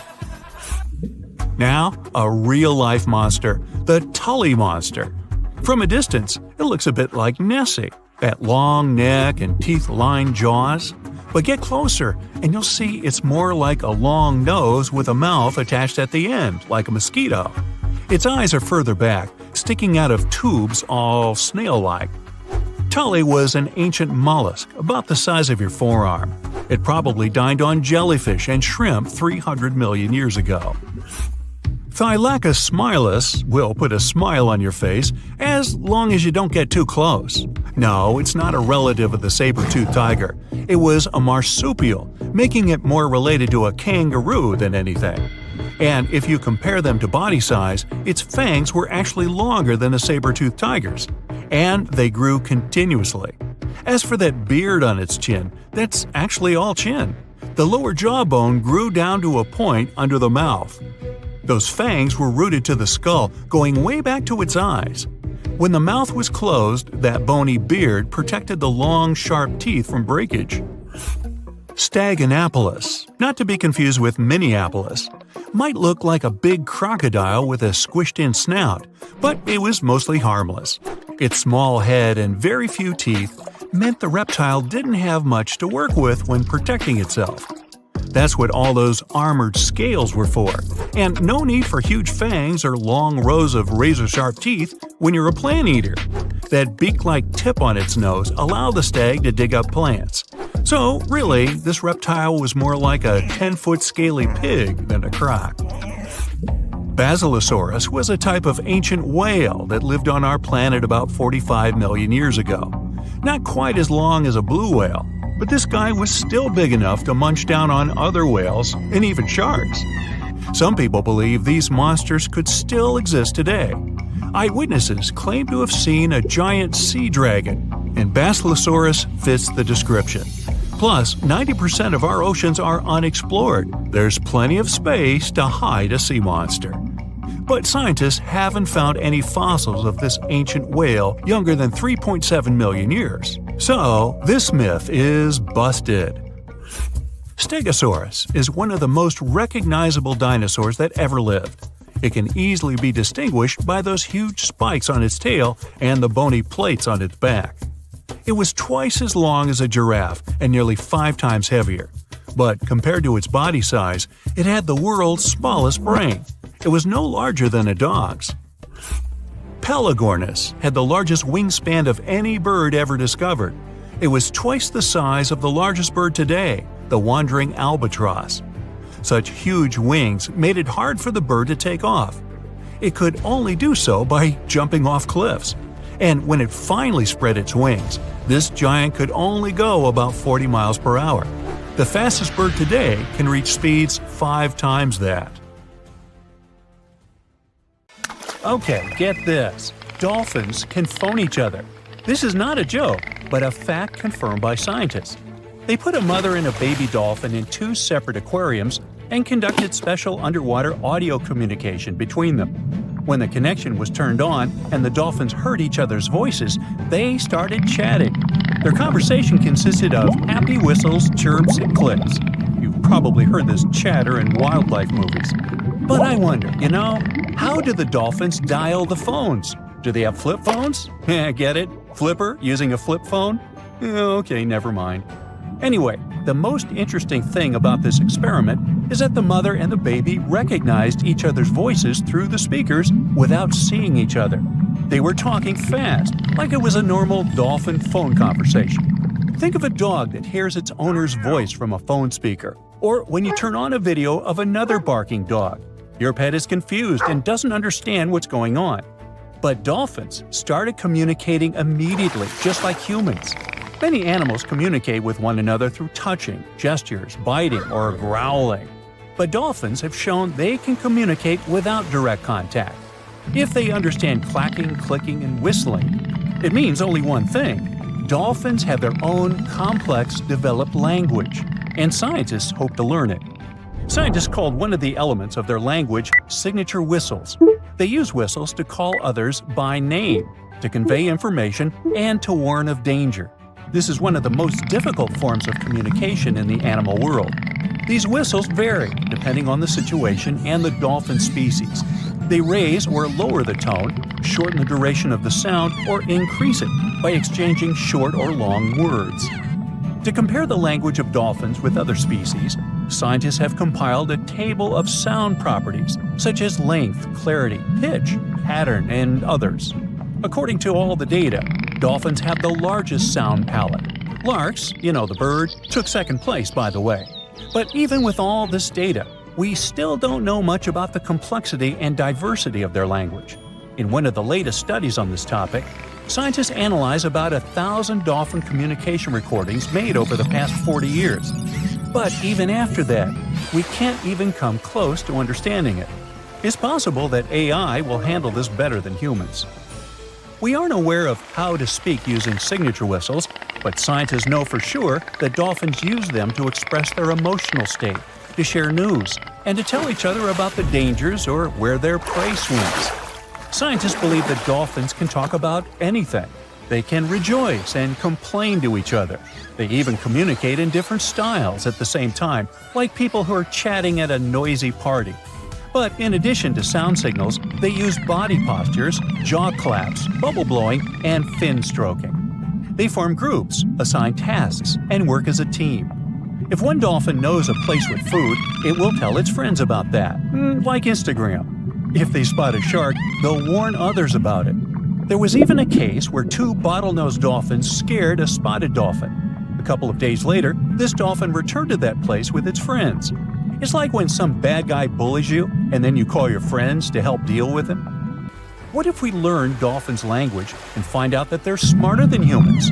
What if they gossip about the human race and laugh at "Oh, brother, get a load of these dumb people. They're fighting each other over nothing. What do they spend their lives on? Why don't they just chill and enjoy life? They create too many problems for themselves. It's a good thing we're smarter than them and can just relax in the ocean. Yeah, dude, let's stay away from them." Or maybe they know a lot more about nature and the ocean than people do. What if they discuss the problems of the ocean and have unknown technologies? Of course, these are all theories, but just imagine how cool it would be if you could understand dolphins and respond to them using a special program. You could get yourself a good friend that's interesting to talk to and can take you for a ride in the waves. Ooh. Unfortunately, at the moment, it's still very unlikely. Dolphins are too fast swimmers. It's difficult to constantly record their communication using high-tech equipment. Even the slightest change in the dolphin's whistling is associated with their actions. Their whistles may sound the same, but the context is different. They play, fight with one another, chase fish, or run away from a large shark, and all the time, they use their language. Well, we have the same situation. We raise our hands when we want to say hello, but we also raise them when saying goodbye. Our wow reaction can mean both joy and horror, depending on the context. Dolphins have the same complex communication. For example, they clap their jaws when they fight each other, but they also do it when they play. Dolphins are unique not only because of their brains and the way they communicate. Perhaps you don't know that dolphins are not fish, they're mammals. Yeah, you knew that. They can't breathe underwater because they don't have gills. They come to the surface, take a deep breath, and swim for about 10 minutes. Then they repeat this process. Unlike fish, dolphins don't lay eggs. They give birth to cubs, and they feed them with milk. They also have body hair. Yep, newborn dolphins have hair on their beaks. They lose it soon after birth. Why do they need this hair? Scientists believe that this is an evolutionary echo from the time when dolphins lived on land. And here's another strange fact. We've all heard how millions of years ago, fish began to slowly come ashore. During evolution, they changed their appearance, adapting to new life on solid ground, and so they gradually turned into mammals. But dolphins are unique since their development is kind of reversed. They were originally amphibians that lived near bodies of water. The ancestors of those amphibians were artiodactyl mammals, similar to deer. Not only dolphins, but also whales and porpoises have the same evolutionary path. All of them are called cetaceans. They made a big step from land to water about 50 million years ago. What if these ancient deer-like animals were the most intelligent creatures on Earth that realized that living in the water was much better than living on land, and they haven't regretted that decision yet? Dolphins have a big brain. Chimpanzees and humans have brains of the same size, and they all have something in common. Dolphins have a long lifespan, and they form groups. They show the emotions of sadness, grief, happiness, and joy. They can assess situations and solve problems. But the coolest thing is they can pass the mirror test. That means they recognize their reflection in the mirror. They don't just look at themselves. No, they pay attention to the parts of their bodies that they can't see otherwise. They examine their movements in the mirror. Their behavior in front of a mirror is not much different than that of humans. This indicates their self-awareness and high intelligence. Do they feel sad if they don't like their body? Can they be happy if they have, let's say, a beautiful tail? In addition to these features, dolphins have a real superpower, echolocation. By producing clicks and whistles, they can find their relatives that are pretty far away. They can spot prey or an enemy despite poor visibility in the ocean. This power allows them to sense a metal implant in the body of a swimming person. We are 70% water. Therefore, when we dive into the sea or ocean, for dolphins, we become part of their echolocation field. When they emit a sound, the sound waves crash into a metal object inside the human body, and the dolphins immediately feel it. And some dolphin species can turn off half their brain while sleeping. One eye is kept closed, and the other eye monitors the situation so as not to miss danger. Ooh, smarty pants dolphins. You know how they say it's better to just hand over your wallet if you run into a mugger? Instead of surrendering their wallets, sea cucumbers choose to spit out some of their insides to fend off predators like crabs and fish.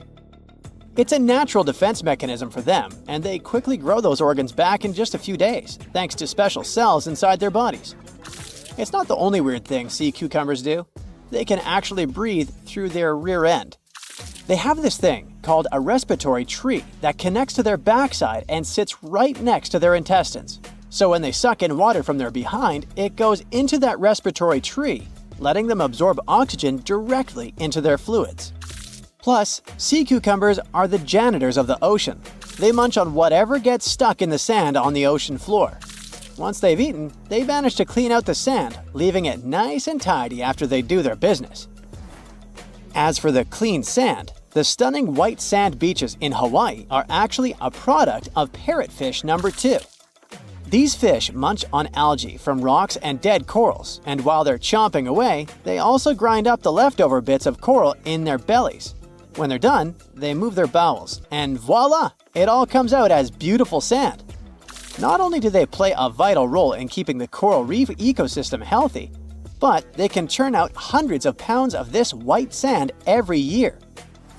Marine animals are seriously impressive when it comes to holding their breath. Just look at sperm whales and elephant seals.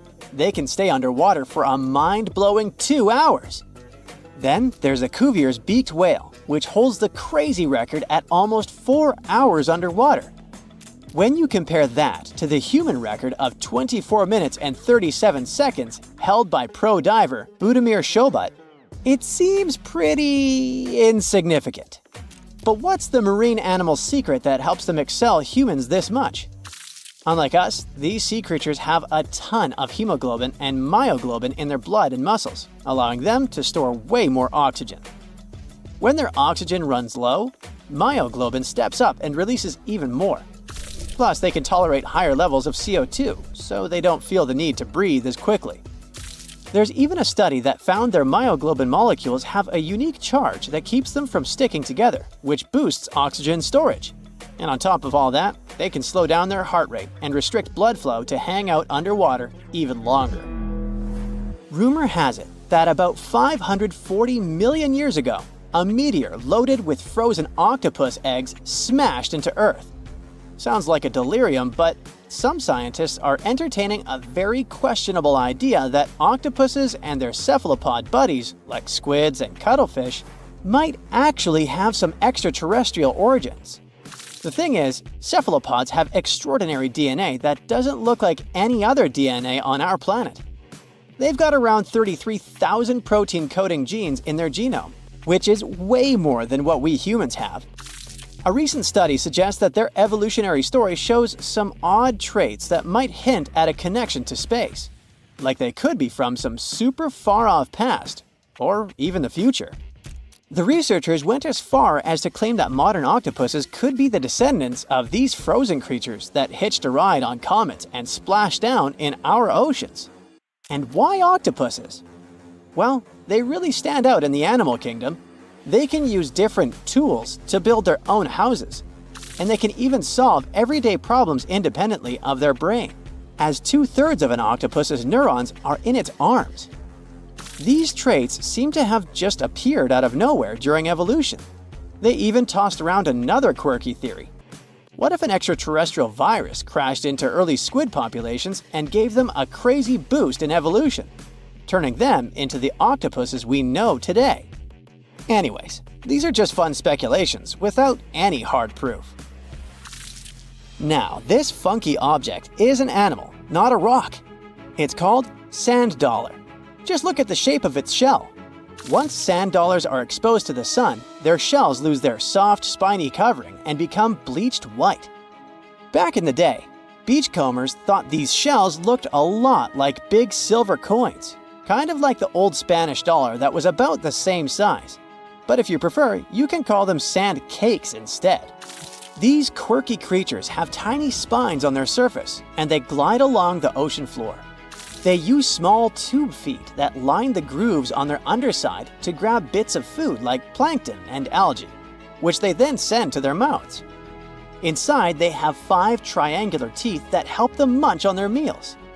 In some Georgia folklore, sand dollars are said to represent coins lost by mermaids. Sand dollars have a unique talent for cloning themselves. They can do this for a bunch of reasons, like when a predator comes around. Some species of sand dollar larvae can actually split in half as a defense mechanism. It takes about 24 hours for them to clone themselves, and the new larvae end up being about 2/3 smaller than the original, which helps them hide from danger. Wait, is that a giant sea hot dog racing through the ocean? Sorta. Some scientists have joked that sperm whales seriously resemble enormous hot dogs. These massive creatures can take quick naps, standing up for about 10 to 15 minutes. They only sleep about 7% of the time, mostly between 6 p.m. and midnight. Sperm whales also have a cool ability to retract and extend their eyes, thanks to a thick retractor muscle around them. but they can't actually roll their eyes in their sockets. Plus, they have the most asymmetrical skull of any mammal out there. Oh, and let's not forget, they have the largest brain of any living creature, weighing in at over 9 pounds. Unlike us humans, if dolphins went into full-on snooze, they'd stop breathing and could drown. So they figured out a genius solution. They let only one side of their brain sleep at a time. This means one half stays awake to keep them breathing and watching out for any potential threats. When they snooze, they only close one eye. If their right brain is resting, their left eye is shut, and vice versa. This unique sleep style is called unihemispheric sleep, and it lets them recharge without ever fully losing awareness. On top of that, dolphins might be using corals and sponges like their own little pharmacies. Scientists have seen them rubbing their bodies against specific types of coral and sponges, suggesting they might be treating skin issues. They've even spotted dolphins lining up to take turns at these spots, using corals like Gorgonian coral Rumpella aggregata, leather coral, and some sponges. What's really fascinating is that researchers have analyzed these corals and found they contain compounds that could help with dolphin skin conditions, which can sometimes lead to infections and lesions. Now, the big question is figuring out exactly how each type of coral helps dolphins, and if it really boosts their health overall. Sea urchins aren't exactly the Usain Bolts of the ocean.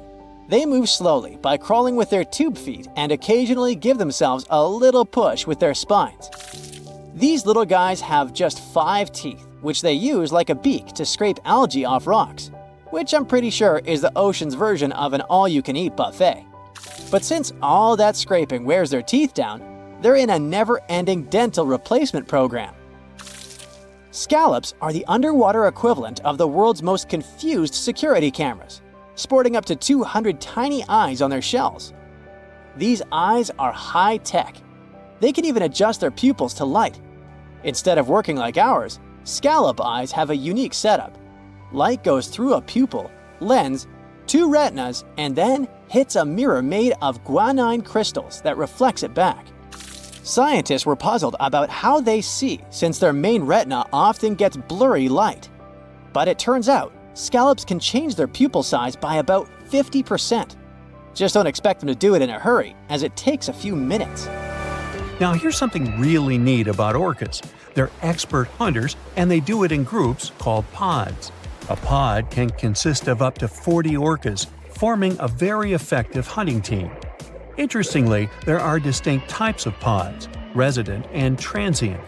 Resident pods are more into fish, while transient pods have a taste for marine mammals. But no matter what type of pod they belong to, all orcas have one thing in common: they are master collaborators. They work together using smart hunting techniques that are often compared to the teamwork of wolf packs.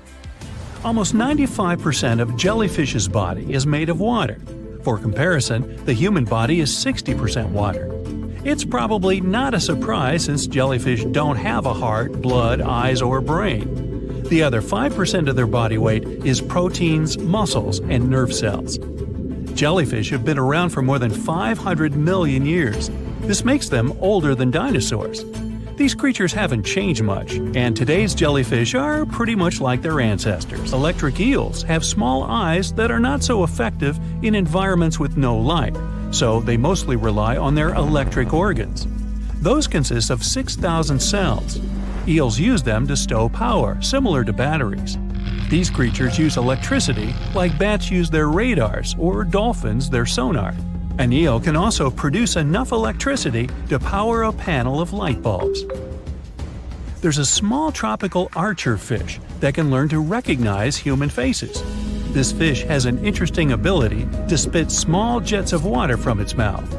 Researchers showed the fish the image of 2 different faces placed side by side. One was unknown and the other was familiar. The fish was supposed to spit water at the familiar one. The creature took the right guess more than 80% of the time. There's such a thing as a sea unicorn. That's an animal called the narwhal. Its horn is actually a tooth that can grow up to 10 feet long. Manatees, also known as sea cows, are distant relatives of elephants. Their weight can go up to 1,000 pounds. These creatures are vegetarian and need to eat around 10% of their total weight on a daily basis. That's lots of sea salad. In some cases, manatees share space with alligators, but they get along pretty well. You can even find a photo from Florida where an alligator rides a manatee's back. Frogfish have special fins that help these creatures walk along the sand. They're very useful in shallow waters. A ghost pipefish is hard to see, but once you spot it, you're bound to get really surprised. Its head makes up over 40% of its body. Crabs don't feel like wasting time on such formalities as putting foods in their mouth. That's why they taste it with their feet, which is where their taste buds are. Marine iguanas are the only lizards on our planet that like spending time in the ocean, even though they mainly live on land. They're herbivores that feed in shallow waters and swim like snakes. Iguanas use their long claws to hold onto the bottom when they need to graze. Green turtles can cross over 1,400 miles when migrating. They try to find the perfect spot to lay their eggs. Penguins sort of fly when they're underwater, reaching a speed of 25 miles per hour. More than 5 million years ago, I've heard, I wasn't around then, deep-sea worms and humans had a common ancestor. So we still share 70% of our genes with these creatures, and with sea stars, squid, and octopuses. Now, octopuses are in fact incredibly old. The oldest known fossil belongs to an animal that lived almost 300 million years ago. FYI, this is before our dinosaur buddies roamed the Earth. Wait, there's more! Octopus arms have a mind of their own. That's because 2/3 of their neurons lie in their arms, not in their heads. This means that their arms can problem solve how to open a shellfish, while their owner is worried about other stuff entirely. Talk about ninja-level multitasking. Oh, and like other animals, such as chimpanzees and dolphins, octopuses have proven to be good at maneuvering tools, like picking up old shells and using them as a temporary home. Now, of course, the most intelligent animals on our planet are humans, according to humans. But we don't seem to give pigs enough credit.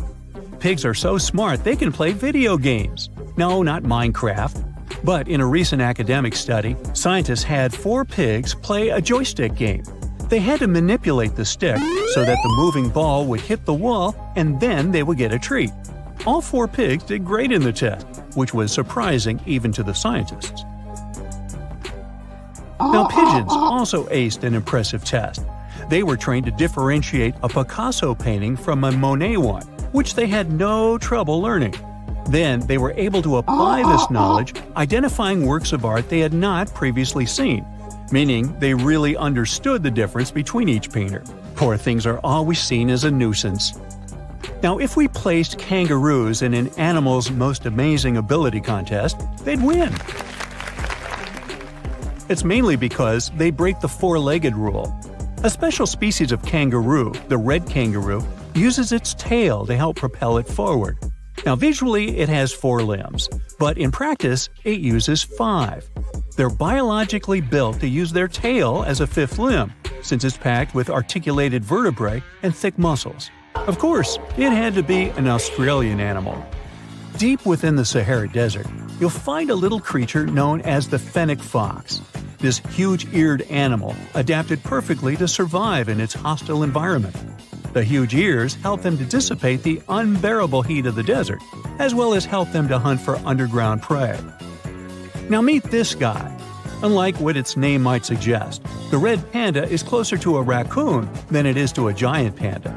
You'll find a lot of these cat-sized creatures in the Himalayan region, hopping from tree to tree and bundled together trying to keep warm in the harsh weather. They're gentle and friendly like their big panda cousins, and occasionally enjoy eating some bamboo sticks. And then there are bees. Compared to humans, bees' brains are the size of pinheads, yet they are capable of astounding things. Let's say a bee is running low on energy after a long search flight. This bee desperately needs a drop of honey in order to continue flying, but smartly enough, she doesn't need to go back to the hive to recharge. She can ask a fellow beehive mate for a drop of honey directly from this other bee's stomach and continue flying. This type of decentralized system allows them to build highly effective societies, one that bees don't need to push to the queues in front of the honey cells, for example. Every year in the winter, great white sharks that live along the California coastline disappear. It feels as if they take a vacation for 30 to 40 days. The animals go to a point halfway between Hawaii and Mexico. They might do it to get some food, relax, or hang out with their buddies from other areas. The spot is now called the Whale Shark Cafe. Some types of sharks, like makos, whale sharks, or white sharks, breathe in a very specific way. It requires them to swim all the time. They also need to move quickly and with their mouth open. This way, the oxygen can enter and reach their gills. Sea sponges are some of the most primitive animals. They're immobile, don't have a mouth, eyes, bones, brain, heart, lungs, or any other organ whatsoever. And still, they're alive. There's such a thing as a sea unicorn. That's an animal called the narwhal. Its horn is actually a tooth that can grow up to 10 feet long. Manatees, also known as sea cows, are distant relatives of elephants. Their weight can go up to 1,000 pounds. These creatures are vegetarian and need to eat around 10% of their total weight on a daily basis. That's lots of sea salad. In some cases, manatees share space with alligators, but they get along pretty well. You can even find a photo from Florida where an alligator rides a manatee's back. Frogfish have special fins that help these creatures walk along the sand. They're very useful in shallow waters. A ghost pipefish is hard to see, but once you spot it, you're bound to get really surprised. Its head makes up over 40% of its body. Crabs don't feel like wasting time on such formalities as putting foods in their mouth. That's why they taste it with their feet, which is where their taste buds are. Marine iguanas are the only lizards on our planet that like spending time in the ocean, even though they mainly live on land. They're herbivores that feed in shallow waters and swim like snakes. There's something known as the orange cat behavior, and apparently it's not just a meme. So far, scientists have been able to understand that coat color is connected to a feline's gender. And since orange is an X chromosome, orange cats are usually males, like Garfield. The so-called orange cat behavior describes ginger cats as agents of chaos. Again, pretty much like Garfield. However, there haven't been any conclusive studies on whether coat color and cat behavior are truly linked. In terms of vision, mantis shrimps probably have the most psychedelic vision out of all animals. These funny-looking creatures have a whopping 16 varieties of photoreceptors, with 5 of them reserved for the ultraviolet or UV spectrum. Ultraviolet rays are really short wavelengths, which are invisible to humans. The thing science still doesn't understand is how exactly these mantis shrimp view the world around them. Sure, they can perceive a bunch of colors, but they can't necessarily distinguish all of these colors among themselves. It can be that they just see a lot of really vivid, really blurry colors, but we haven't figured out a way to check that out. Now, to say sloths are cute is an understatement. They may be one of the friendliest animals in the jungle, but there's more. If you look closely at their fur coat, you'll notice hints of green. These greeneries are actually tiny little algae that grow alongside sloths. They help sloths to camouflage better in the jungle, but they also nurture them. The little cracks inside a sloth's fur create the perfect environment for algae reproduction, and scientists have found species of algae that don't exist anywhere else in the world. They do get by with a little help from their friends. Deep within the Sahara Desert, you'll find a little creature known as the fennec fox. This huge-eared animal adapted perfectly to survive in its hostile environment. The huge ears help them to dissipate the unbearable heat of the desert, as well as help them to hunt for underground prey. There's a creature somewhere deep in the ocean looking for prey that would make Dracula himself proud. It's been around since before even the dinosaurs walked the earth. It has no bones or jaw, but it doesn't stop this underwater vampire from hunting. The name of this eel-like parasite is the Pacific lamprey. The English monarch loved this fish so much that he defied doctors' orders to stop eating lamprey flesh. He got sick every time he'd have the original gooey fish. But the lack of bones and the fact that this lamprey tastes like slow-cooked beefsteak made the royal fall in love with the fish once and for all. The product of this love was a chill in his aged body, some heavy sweating, and some other scary symptoms, which eventually took his life and interrupted his 35-year reign. The lamprey is way better at surviving, as it lived through at least 4 mass extinctions. Its ancient ancestors evolved over 450 million years ago. There are around 40 living species of lampreys still thriving across the world. The Pacific lamprey is just one of them. These creatures have cartilage instead of bones, and a third eye, which is a special light-sensing organ on the top of their heads. Instead of a regular jaw, they have a sucker mouth surrounded by teeth. It's perfect for latching onto prey and sipping up body fluids like underwater vampires. Once they pick a victim, they suction it, making a seal that's almost impossible to break. Scientists believe the Pacific lampreys don't munch on flesh. Female lampreys lay up to 200,000 eggs in nests that stay in fresh water for 3 to 4 weeks. Once the larvae hatch, they burrow into sediment and stay under the sand for up to a decade. When they hit their teenage years, these miniature Draculas re-emerge and migrate from freshwater all the way to the Pacific Ocean. This journey isn't the easiest, and it takes some changes to its appearance and physiology to adapt to a huge change in salinity. After several years, they go back to freshwater to reproduce. Pacific lampreys can use chemical clues released by their larval migrating pals to find their way. They can travel hundreds of miles inland to find the perfect spot for spawning and rearing. It's not always the same place they spawned in. Many species of birds, mammals, and other fish can appreciate the fatty flesh of lamprey. This makes them some of the most valuable players in freshwater and marine ecosystems. Another lamprey type, the sea lamprey, is native to the Atlantic Ocean. It's not that dangerous when it's at home. But once it gets to the Great Lakes, it becomes a real threat to the 4 local native species of lamprey. The sea lamprey is up to 4 times bigger than the lake species. It has unlimited food and spawning grounds, and no natural predators here, so it becomes cocky. It secretes an enzyme that doesn't let the blood clot. Once it attaches to some unsuspecting fish, it spends the next several months feeding off of it. And even if the fish shakes the lamprey off, it doesn't have long to live because the mark the predator leaves behind. Sea lampreys aren't interested in humans, but can accidentally latch onto a swimmer. It won't be fatal, but it's not the most pleasant sensation, and you need to get the spot of the impact disinfected. The Australian box jellyfish looks harmless, but it's considered the most venomous marine animal. Unlike other kinds of jellyfish that float with the current rather than swim, this creature can reach an impressive speed and choose its own direction. It has tentacles covered with tiny darts loaded with poison. People and animals that get unlucky enough to meet with those tentacles face some scary and sometimes even fatal consequences in a matter of minutes. Before you decide to never revisit the ocean, you should know that only a few out of around 50 existing species of box jellyfish have venom that is lethal to humans. There are some not-so-dangerous species living in warm coastal waters worldwide. And the most dangerous ones are in the Indo-Pacific region and northern Australia.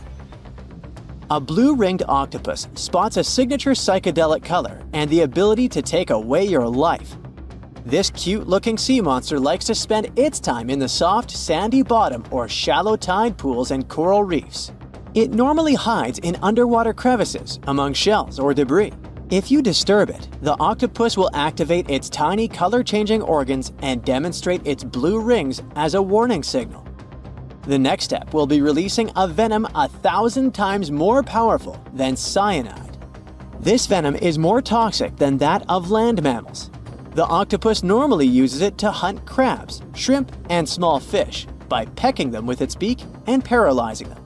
There is no known antidote for the venom, so if you ever see this sea creature, the best you can do is to stay away from it.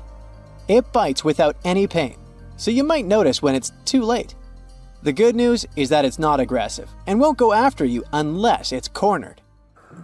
The reef stonefish are masters of disguise in the underwater world that camouflage themselves on rocks, coral reefs, or just blend into the seabed. They thrive throughout tropical marine waters of the Indo-Pacific. Their invisibility superpower makes them especially dangerous to their prospective victims they ambush and swallow whole. If someone happens to disturb them, their 13 defensive dorsal spines stand on end and deliver a powerful venom punch. They say stonefish stings are extra painful and lead to scary consequences within minutes. They're called the most venomous fish in the world. If you don't do anything about it, the impact can be lethal.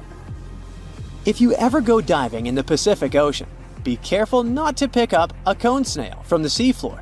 It has a beautiful shell made of brown, black, or white patterns.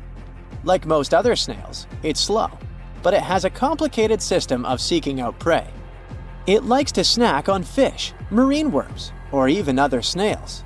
Once a cone snail senses food is near, it activates a sharp proboscis, or a needle-like protrusion from its mouth. The attack is swift and super potent. The victim doesn't even have time to realize what happened to them. Once it's completely incapable of moving, the cone snail swallows it whole. Humans aren't on its menu, but it can still release the venom if someone steps on it or disturbs it. The proboscis can even penetrate gloves.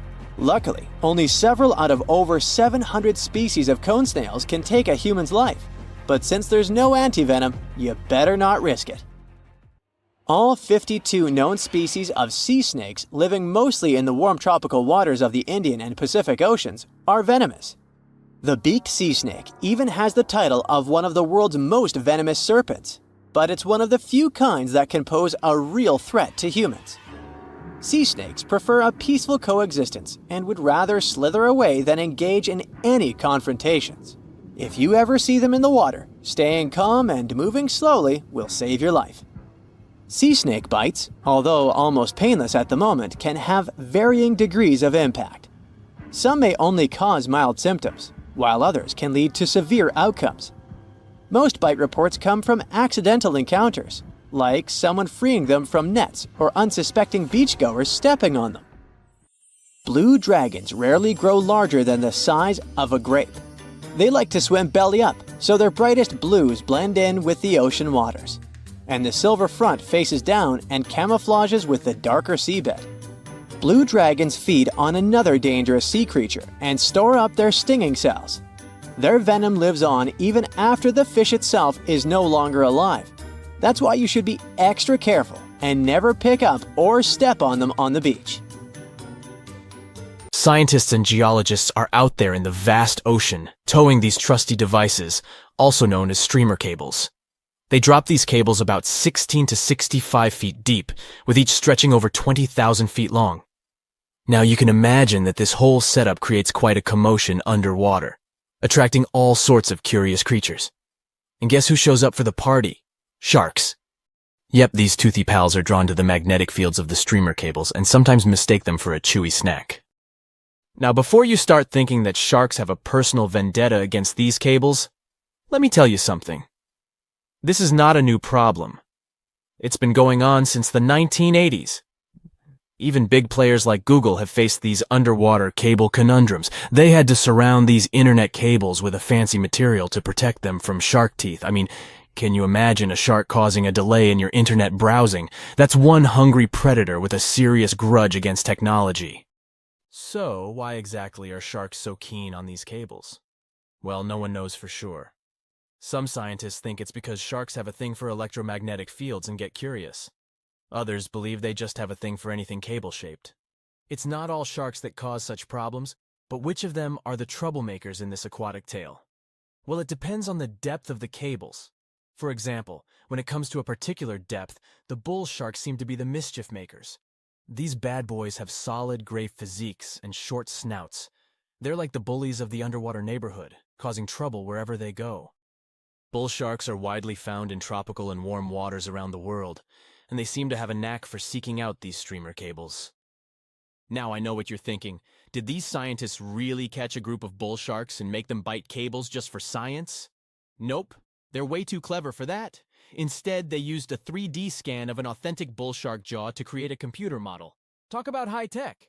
They simulated shark attacks on the cables, measuring the impact and compression forces. It turns out that a shark can really do a number on those cables. But here's the kicker. The strength of the cables depends on how fast the shark is swimming when it decides to take a chomp.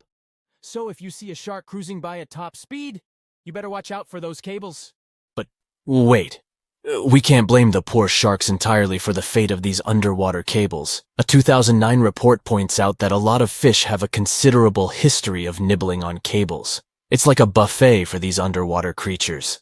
Barracudas, sharks from shallow and deep waters, and even some other sneaky culprits have been identified as cable biters.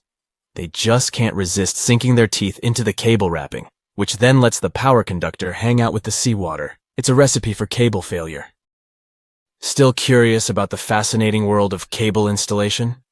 Did you know that more than over 90% of international data takes a watery journey? These cables, which are like underwater highways, stretch for hundreds of thousands of miles beneath the ocean's surface, reaching depths as deep as the size of Mount Everest. Now, you might be wondering how these cables are placed. Well, it's not as simple as dropping wires in the water like in the cartoons. In fact, it requires some careful planning and specialized boats called cable layers.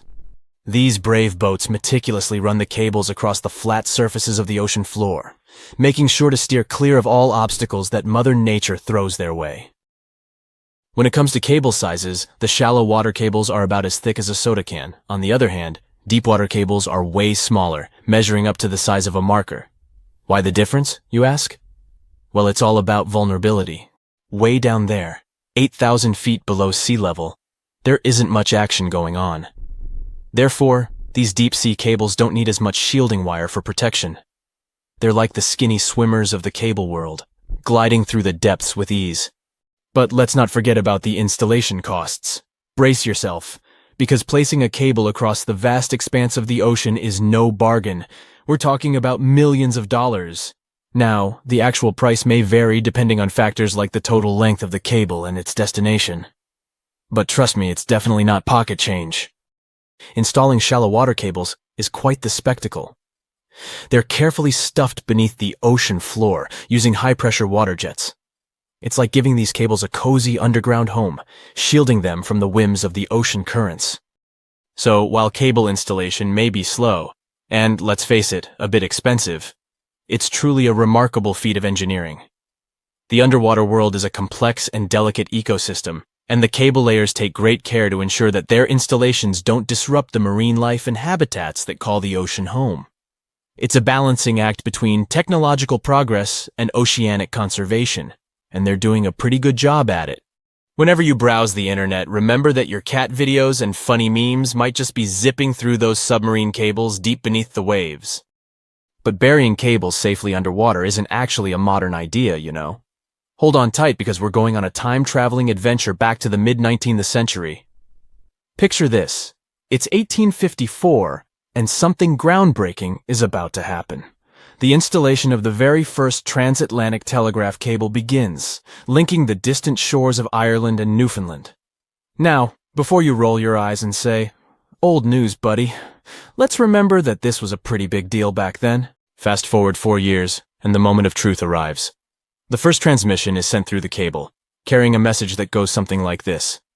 Laws. White House received 5-minute signal. Coil signals too weak to relay. Try drive slow and regular. I have put intermediate pulley. Reply by coils. Okay. Maybe not the most exhilarating message ever sent. But hey, they were just getting started. Now, let's put ourselves in the shoes of those remarkable folks involved in this undersea endeavor. Imagine being the lead electrician of the Atlantic Telegraph Company, also known as White House, in the message.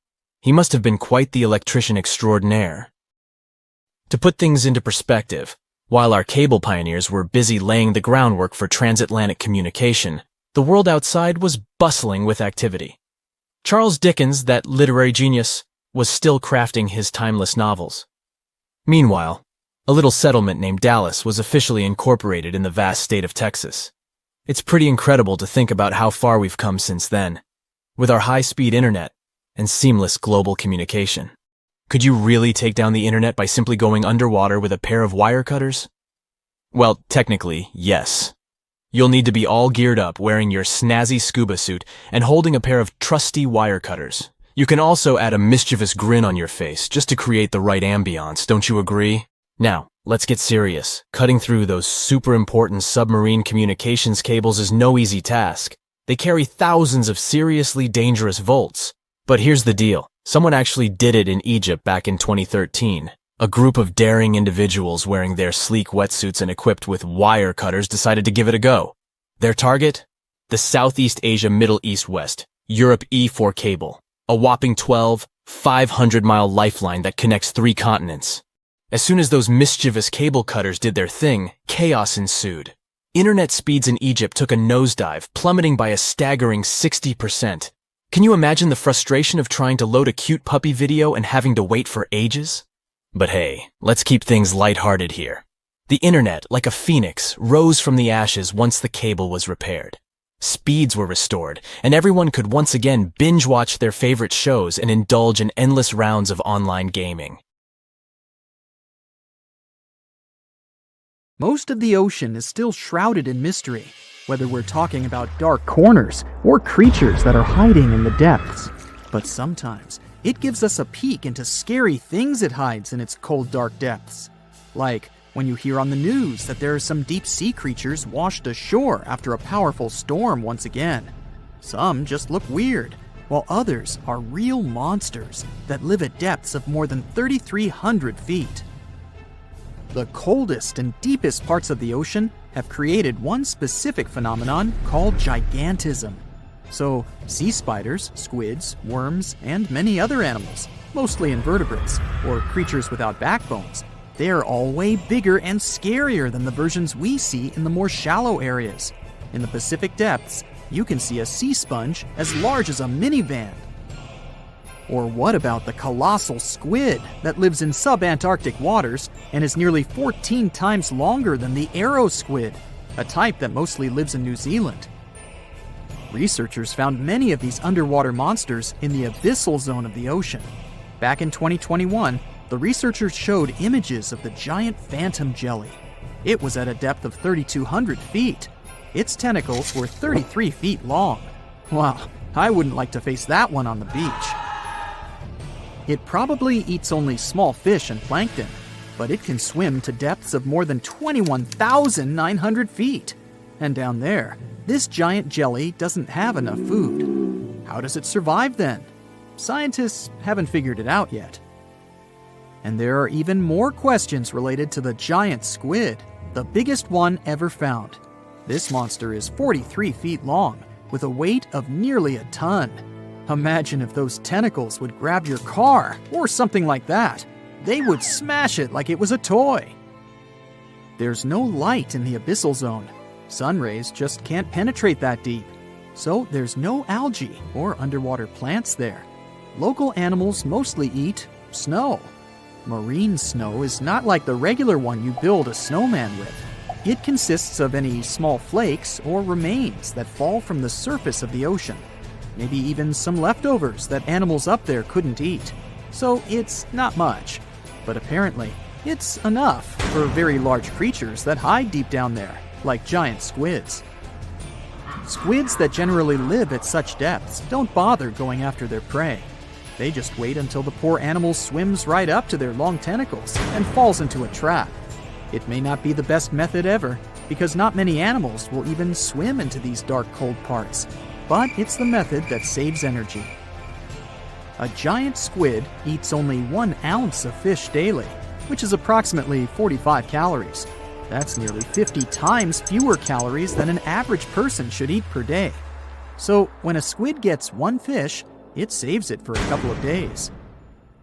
I hope giant squids won't get the idea to go to the surface and look for food when there's not enough of it in the abyssal zone. And I hope even more that giant Greenland sharks won't get that same idea. You can find them at depths of up to 7,200 feet. They're twice as slow as we usually walk. They swim at a speed of 1.12 feet per second. Their slowness is part of the energy-saving mechanism that creatures down there need to survive. But they can speed up in the form of short bursts when they need to catch prey. But they kinda change their diet from predator to scavenger. considering their environment. There will be more leftovers falling from the surface than animals to go after. Greenland sharks grow just 0.4 inches per year, and they're mostly 20 feet long, which means they live for a very long time, sometimes up to 400 years. They also have a slow metabolism, and that's one of the main factors for their long life, too. Greenland sharks like to spend their time in cold waters. They're adapted to that, since their tissues have specific chemical compounds that prevent the forming of ice crystals all over their body. That means they have some sort of natural antifreeze. So, what makes them so big?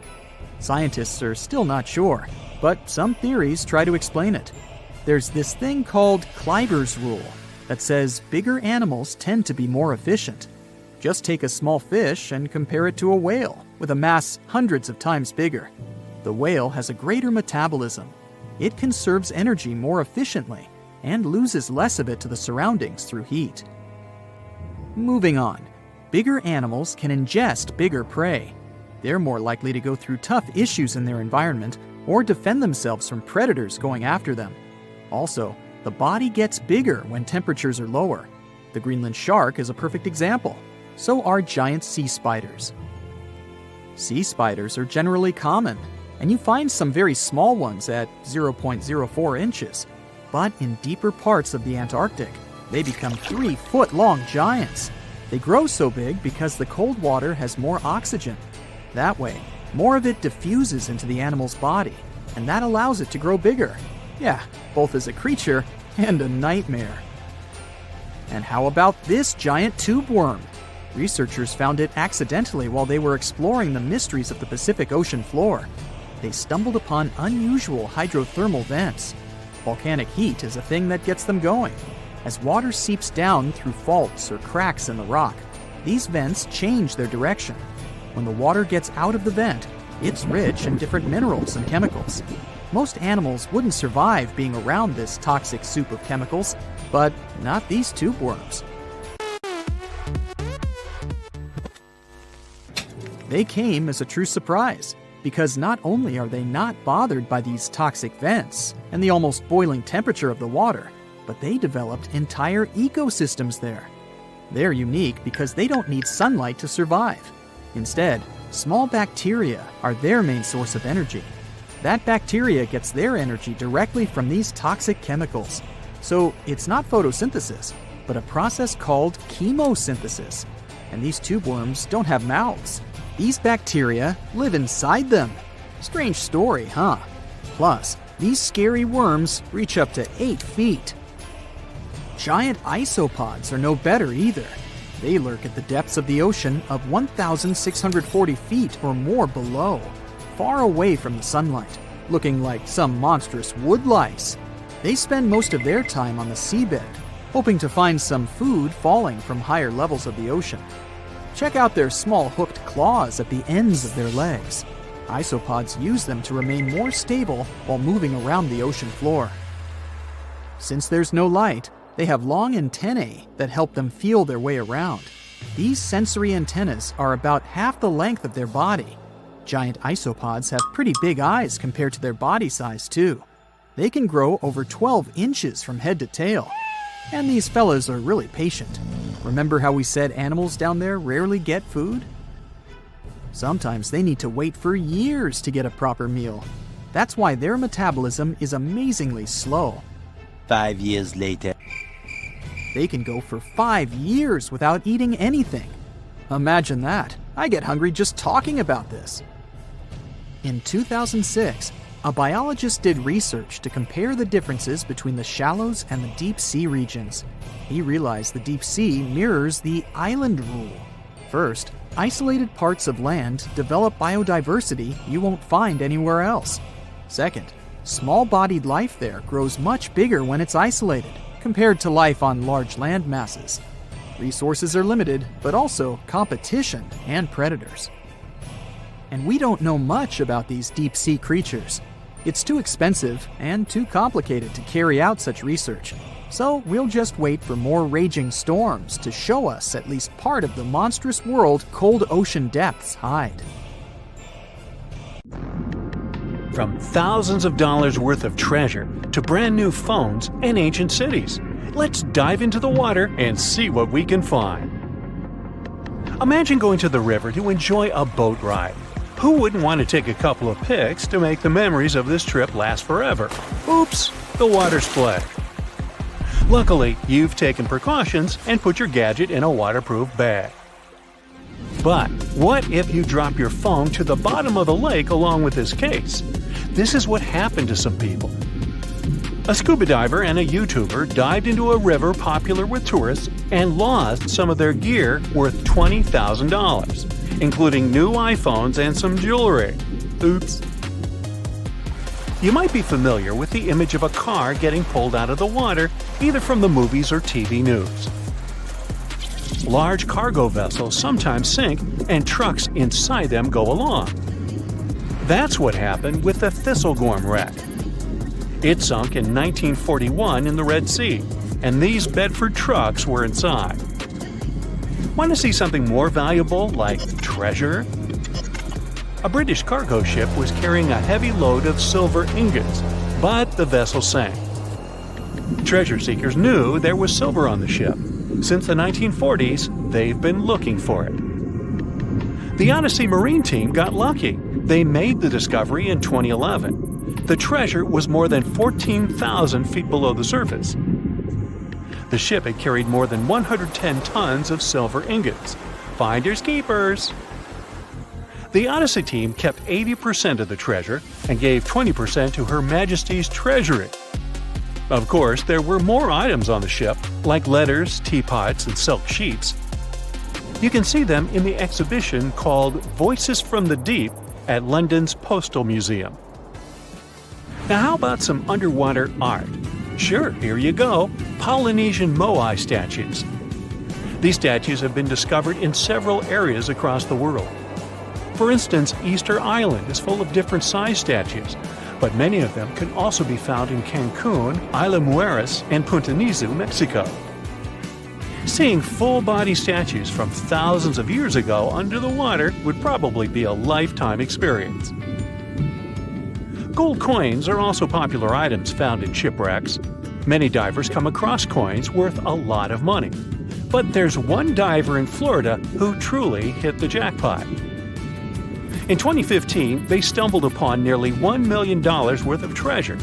The discovery was 51 gold coins, 40 feet of ornate gold chains, and a rare coin that was made for Philip V, the King of Spain. They were once frightening and dangerous, and they still look spooky. Yo-ho! I'm talking about pirate ships. One pirate shipwreck from the 18th century was excavated off the coast of Colombia in 2015. The treasure found there was worth between $4 and $17 billion. It contained precious stones, gold, and many other items. The next one is an underwater city. Neapolis is a city washed away by a tsunami. It was built on the coast of North Africa nearly 1,700 years ago. Divers uncovered the city's remains in 2017.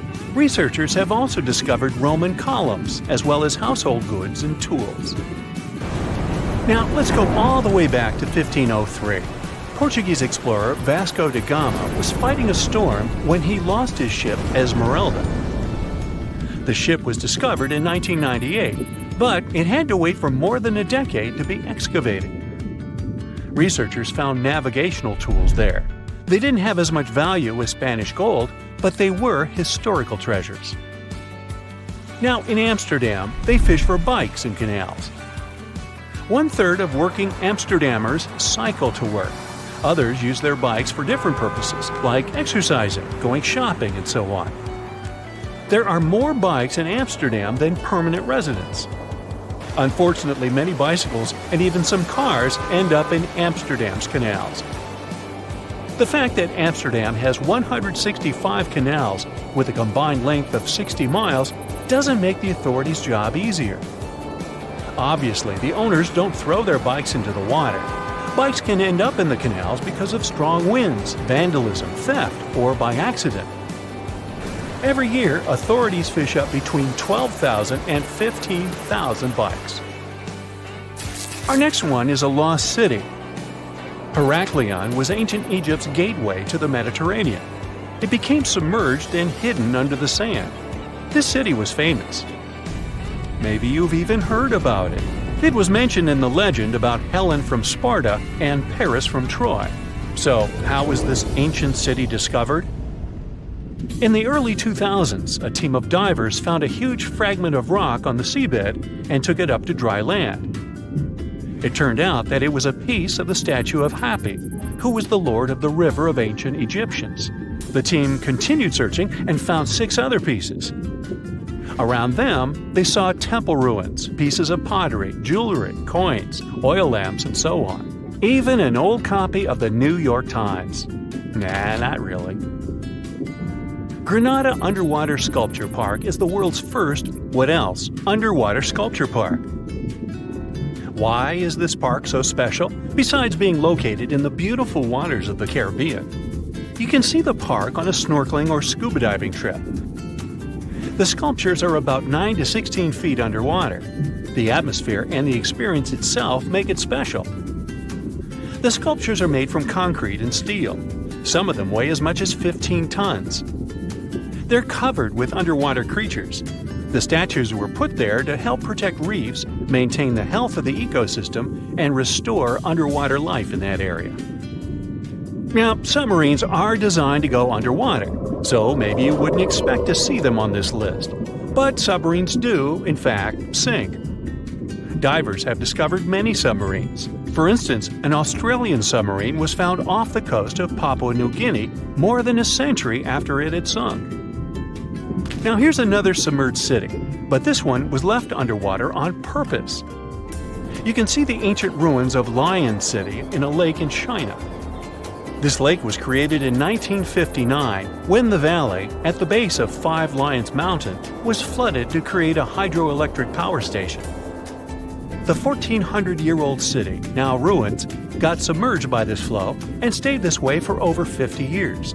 It lay untouched at the bottom of the lake until its exploration started in 2001. Divers found out that many structures, carvings, guardian lions, and arches were still preserved. Researchers mapped and documented Lion City. They also looked for a way to protect these structures from further damage.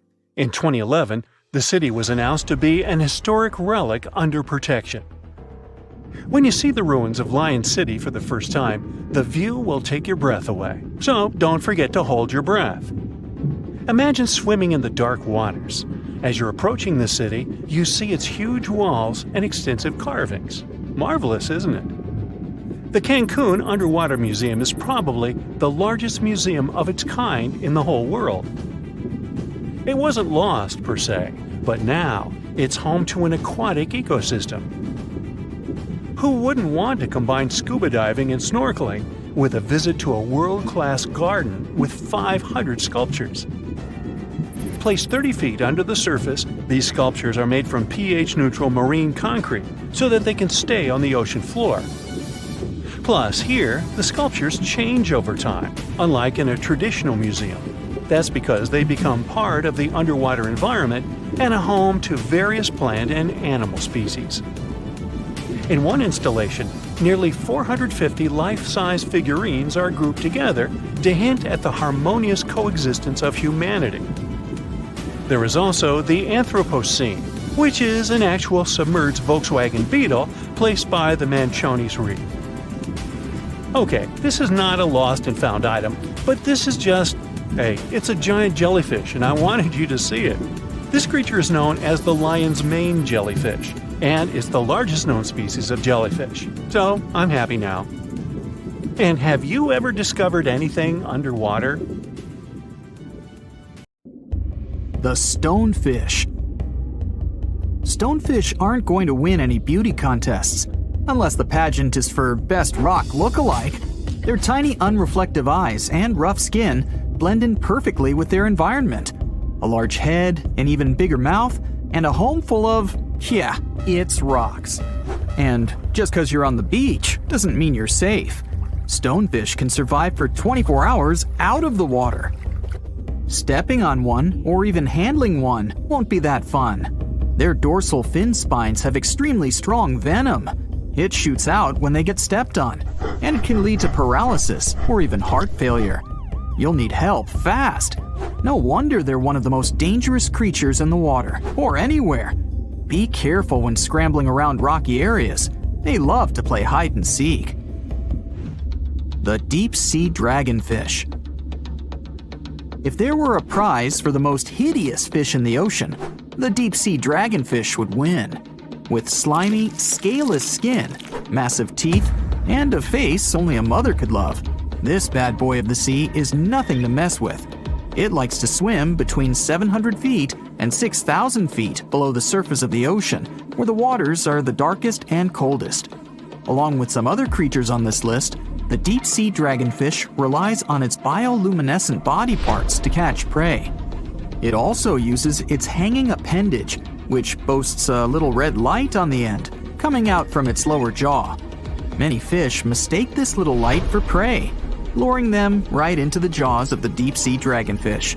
Very clever dragonfish. Very clever indeed. The fangtooth.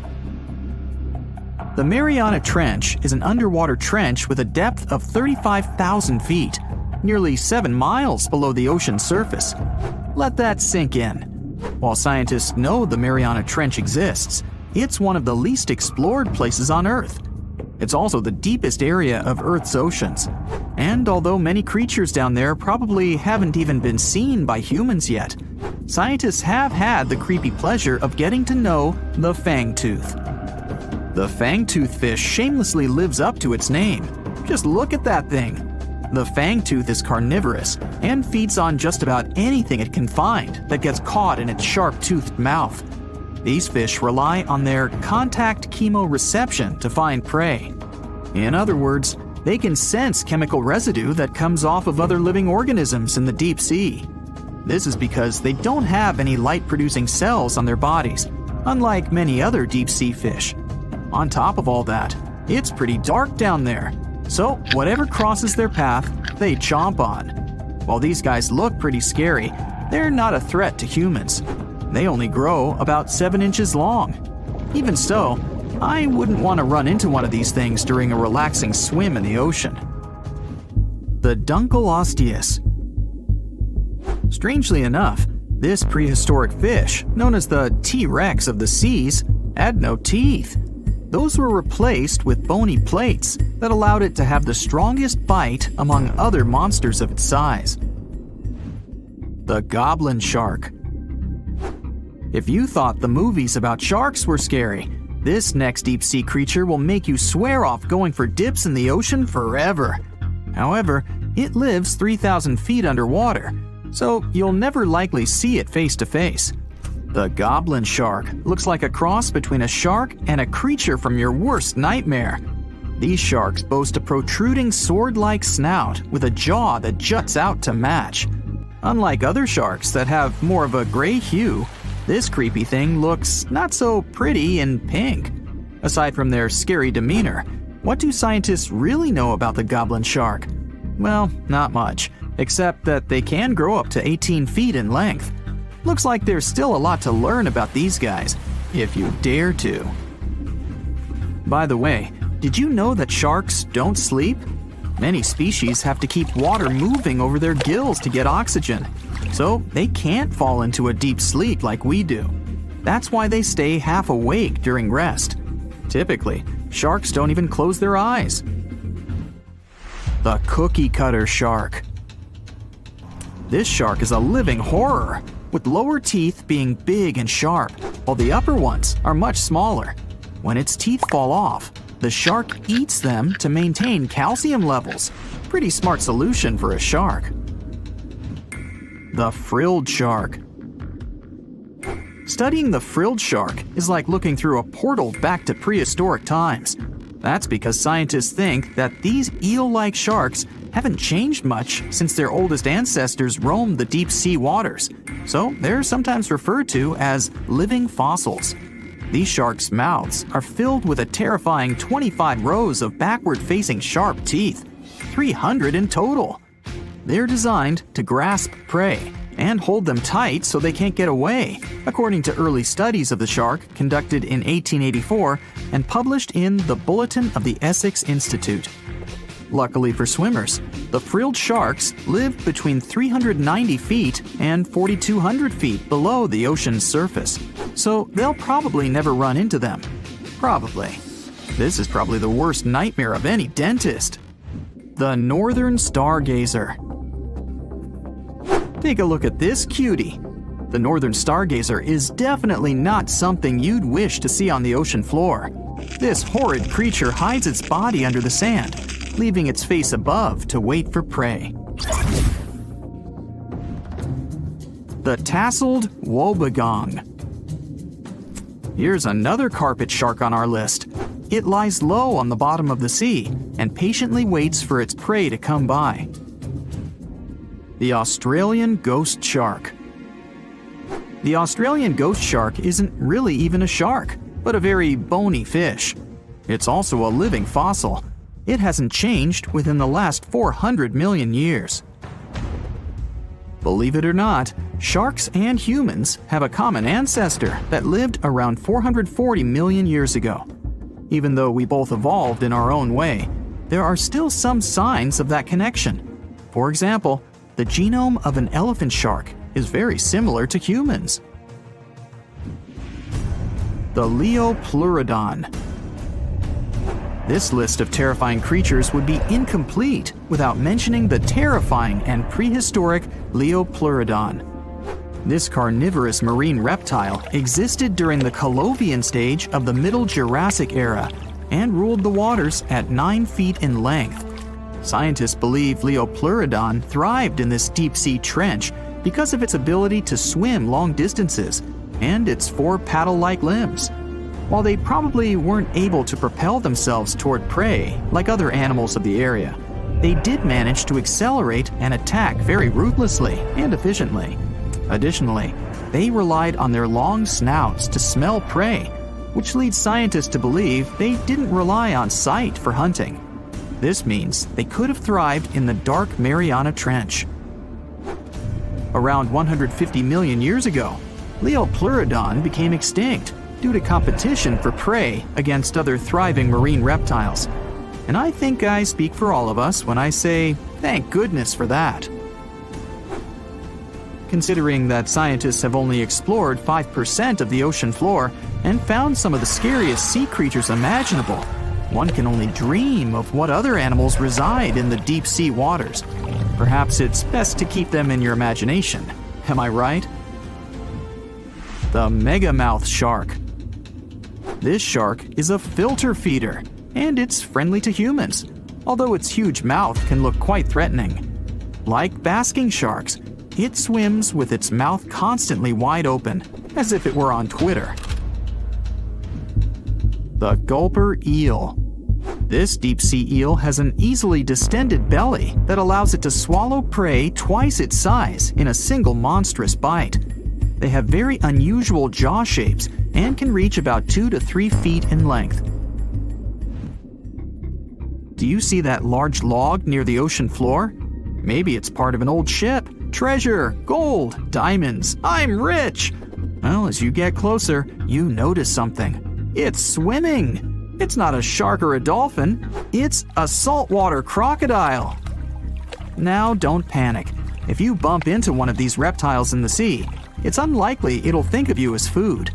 Crocodiles have a special valve in their throat that stops them from drowning underwater, but that doesn't mean they can't bite. Usually, they're heading to a nearby island, and the quickest way there is to body surf. They can't really take the ferry, you know. Watching one from a distance should be okay. Just don't swim to shore right away. They love to ambush their lunch in shallow water. If there's one time I'd want to see a great white shark, it's when I'm diving with crocodiles. They'll gladly take a crocodile-sized nibble, given the right motivation. Think you know what lurks in the depths of the ocean? While nearly 95% of our oceans haven't been explored yet, it's hard not to let your imagination run wild. But thanks to brave explorers, deep-sea cameras, and awesome archaeologists, We do know about some pretty incredible sea creatures living in our waters today, and millions of years ago.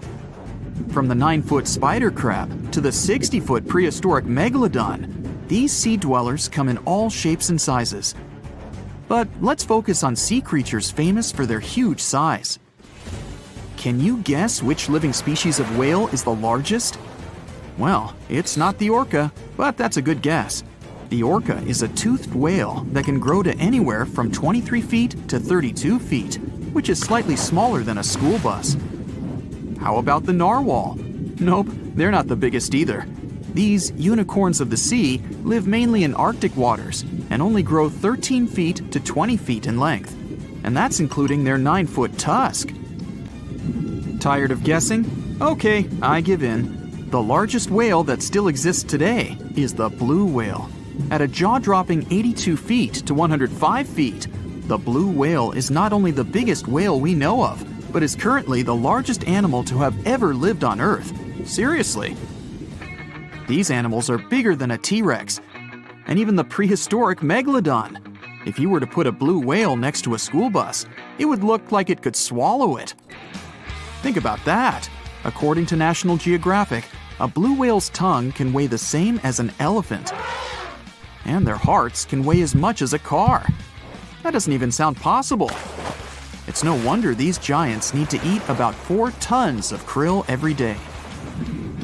While there aren't too many animals living today that can compete with the blue whale's epic proportions, there is an entirely different species that is a good contender, and it's not quite what you would expect. It's a jellyfish. No, I'm not talking about the little jellyfish that wash up on the shore and ruin a perfectly good day at the beach. I'm referring to the lion's mane jellyfish, the biggest jellyfish around. This invertebrate can grow up to 120 feet long. They also come in different gorgeous colors like red, purple, or even shades of orange. As if their length wasn't impressive, the lion's mane jellyfish boast a whopping 8 sets of 70 to 150 tentacles. That means they can have up to 1,200 in total. And here's the giant oceanic manta ray, the largest type of ray in the world. Their wingspan can be longer than a bus. These guys can reach 30 feet in length. They also have the biggest brain compared to body size among all fish. Unlike their stingray cousins, mantas don't have venomous tails. And while the lion's mane jellyfish and the blue whale are yet to be beaten for the longest sea creature, there is one marine creature that can grow even larger in length. The Portuguese Physalia physalis, tentacles and all, can reach a length of 165 feet long, and that's according to mentalfloss.com. While this thing may look a lot like a jellyfish, it's actually known as a siphonophore, and there are hundreds and sometimes thousands of them that are genetically identical. Their long tentacles help the organism catch prey, and its sting is fatal to most animals, even humans in some cases. What's even creepier is that if one of the tentacles comes off the organism for whatever reason, it can float around the water for days before decomposing. Even if it's detached, this tentacle can still sting you. But don't go running out of the ocean just yet. Your chances of being hurt by a Portuguese Physalia physalis sting are pretty slim. However, if you do get stung, the side effects aren't pretty, with welts, stomach cramps, an elevated heart rate, and an upset stomach. While you don't want to go anywhere near these long creatures, they sure are pretty to look at. Check out all those colors. The Shastasaurid is the biggest marine reptile that has ever existed. These predators lived during the late Triassic period, about 210 million years ago. These amazing giants could reach lengths of up to 69 feet and weighed more than 75 tons. This made the Shastasaurid as heavy as a blue whale. And if you could stand this creature up vertically, it'd be as tall as a 7-story building. Despite appearances, the Shastasaurid was actually pretty slim for its size. Its ribcage was only 6 feet across. You'd think that this big guy was chowing down on other dinosaurs, but that's not the case at all. This reptile survived on a diet that consisted of small fish and cephalopods, like octopuses and squids. The Albertonectes is a bright representative of the plesiosaur family, meaning that this marine reptile had a small head on an incredibly long neck and large flipper-like limbs that helped it move through the water. These creatures occupied the seas around North America 76 to 70 million years ago. The length of this sea monster could reach 38 feet, with its neck taking up 23 feet of that length. Its neck was a true record breaker. It had a whopping 76 bones in it. No other animal known to humankind has had so many vertebrae in its neck. Scientists aren't sure why they needed such a lengthy neck. They might have used it to collect shellfish off the seabed, or perhaps it helped them capture their main prey, fish and squids. This aquatic reptile also had gastroliths in its stomachs. Some of them were as big as 5.5 inches in diameter. The Tylosaurus belonged to the mosasaur family. It dominated the shallow seas of North America about 85 to 80 million years ago. This was an enormous predator, with the biggest representatives reaching 45 feet in length. It had a narrow hydrodynamic body with a blunt, powerful head that the animal used to ram and stun its prey. Its body was equipped with agile flippers and a long tail decorated with a maneuverable fin. The Tylosaurus was a carnivore, and its diet included not only fish, turtles, and small sharks, but also other mosasaurs, plesiosaurs, and flightless birds. Meet Ophthalmosaurus. This prehistoric reptile thrived during the late Jurassic period and lived in oceans all over the world. Ophthalmosaurus weighed somewhere around 6,000 pounds and grew to approximately 16 feet long, according to newdinosaurs.com. That's about the same length as the beluga whale that exists today. It's too bad these guys went extinct before we had a chance to see them ourselves, as their cartoonish wide eyes and dolphin-like features are pretty darn cute. Of course, the Ophthalmosaurus evolved over time to become ophthalmologists, or eye doctors that we know today. No, that's just a lie. Just testing you. The Mosasaurus is a truly gigantic predator that dominated the seas all over the world about 66 million years ago. According to fossil evidence, some specimens could be more than 50 feet in length. This fact makes the Mosasaurus the biggest marine carnivore of its time. One of the most terrifying things about this creature was its crocodile-like head, decorated with literally hundreds of razor-sharp teeth, neatly organized in 2 rows on both jaws. The thing is that it was pretty challenging for the Mosasaurus to grab its prey in the water. That's why it had all these teeth, plus something special: pterygoid teeth anchored to the bones on the roof of its mouth. This made hunting and holding onto its prey much easier. The Styxosaurus belonged to the plesiosaur family and lived during the late Cretaceous period, around 85 to 70 million years ago. Upon first glance at this dinosaur, you might mistake it for a sea snake, and it'd be an honest mistake. Styxosauruses were about 35 feet in length, but over 16 feet of that consisted just of their long snake-like neck.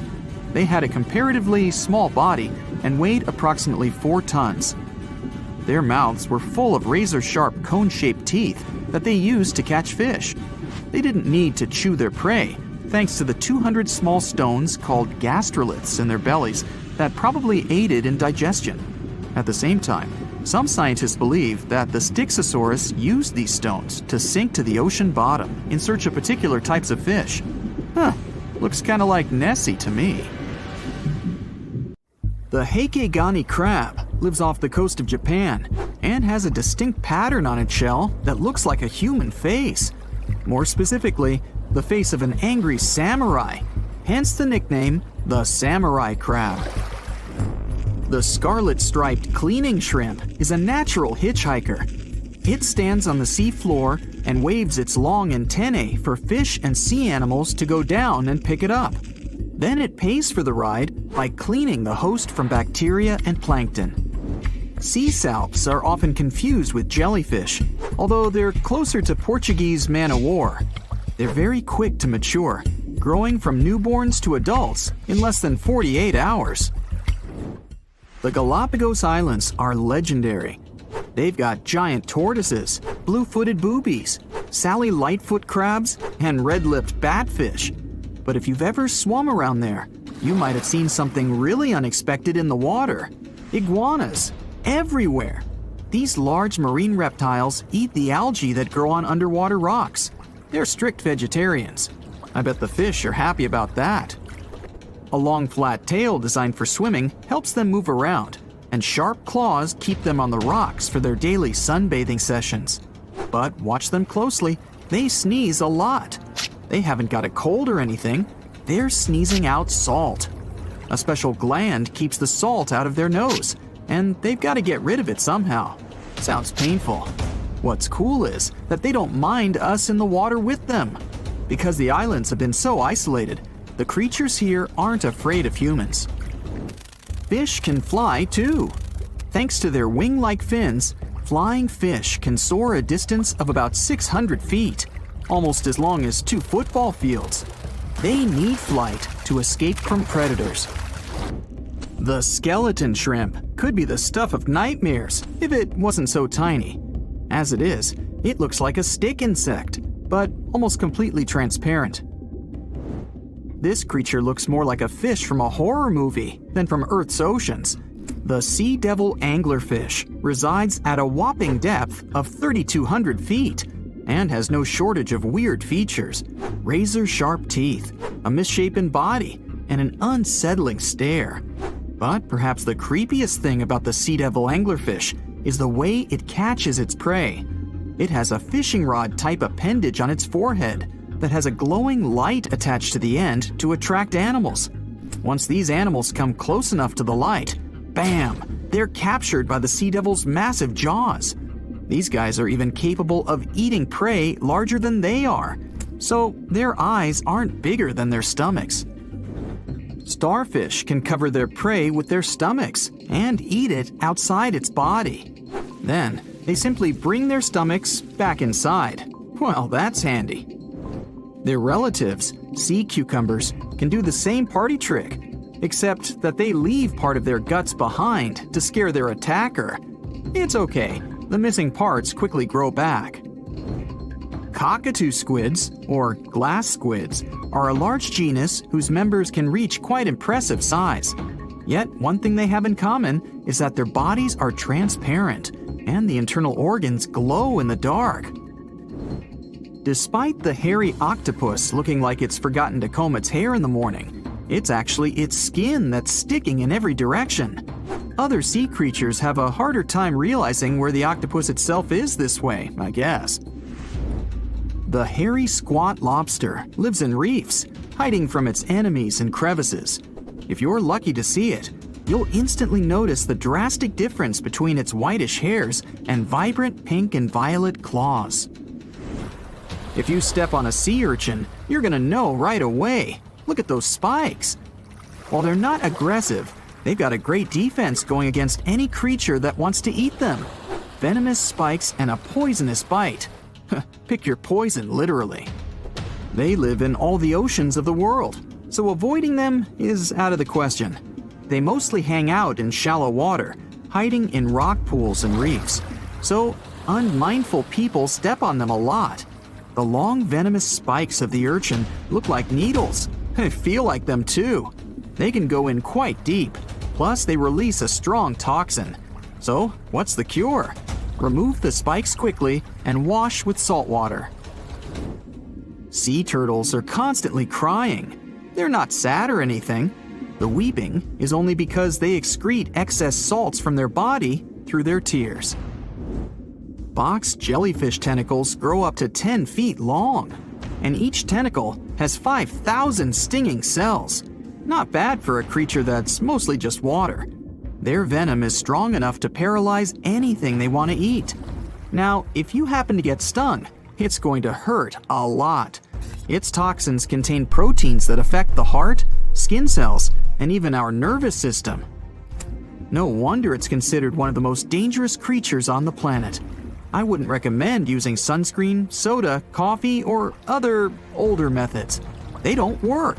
Your best bet is some good old-fashioned seawater. Looks like jellyfish are the rulers of the ocean, not sharks.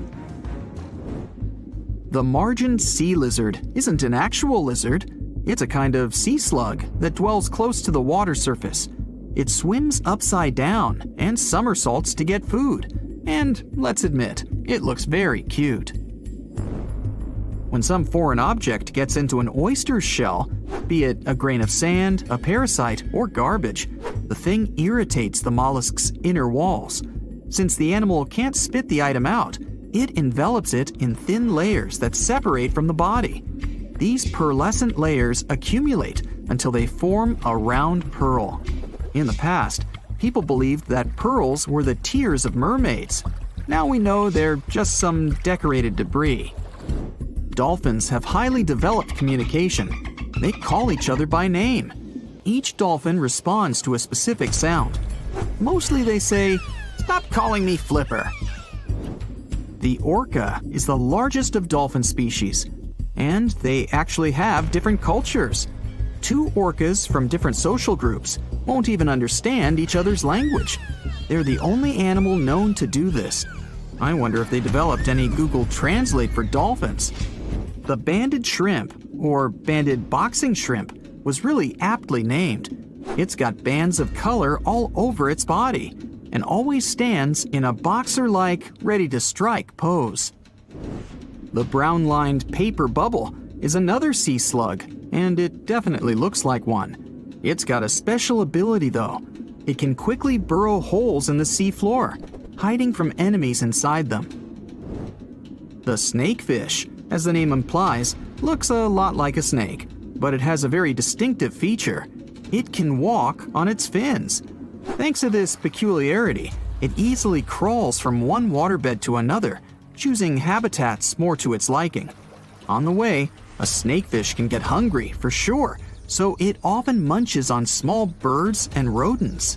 It can grow quite big though, and hunt even larger animals. How much weirder can it get than to walk through the woods and suddenly see a huge and toothy fish stalking some rabbit? The alligator snapping turtle catches its prey by going fishing. Its tongue looks like a worm, and the turtle waits with its mouth wide open at the bottom of a stream, lake, or pond until some unsuspecting fish takes the bait. Then, snap! The jaws come together faster than the blink of an eye, and dinner is served. The mossy jellyfish is normally invisible in the dark abyss where it dwells, but when exposed to light, it will reflect it and shine beautifully. The black swallower might be small, but make no mistake, it could easily gulp down your favorite puppy. It can open its mouth extremely wide, allowing it to swallow prey twice its size. The African tigerfish will eat whatever it finds, and given its own size and that of its monstrous teeth, you can imagine it finds a lot of food. It mostly feeds on other fish, but when nutrition is scarce, it can jump out of the water and catch both insects and small birds right in the middle of the flight. It's not so big as to eat a human, of course, but the name should warn you that it can easily take a bite out of your arm or leg. Your brain controls your arms and legs, but with an octopus, each arm is actually kinda independent with its own special brain, held together by a bigger central brain, kinda like the conductor of an orchestra. The central brain sends higher-level signals to each arm, saying things like, "Move to the left, there's a crab behind the corner," or "Touch this silly human's foot, let's mess with him a little bit." No matter how smart their arms and legs might be, an octopus still needs to look after them all the time. Dwarf lantern shark. Sounds kind of like a superhero, huh? This is the smallest shark in the world. It's only the size of your palm, and it can glow in the dark. Well, that's a superpower. Blue-ringed octopus. The most beautiful octopus in the world. But the bright colors of animals usually indicate they're venomous. An antidote to its venom is yet to be found, although this little guy is the size of a TV remote. Sarcastic fringehead. Though this fish is only 12 inches long, it can eat prey much larger. Its jaw can open just like a dinosaur's. The sarcastic fringehead has been known to attempt to swallow a whole octopus. Hey, can't we all just get along? Red lionfish. This beauty has an incredible appetite. It can eat fish 2/3 the size of its body, and it hides the needles on its fins, which contain a potent venom. Striped surgeonfish. It has scalpel-sharp spikes on its fins, not to perform surgery, but to hunt. And unlike a doctor, it has venom on them.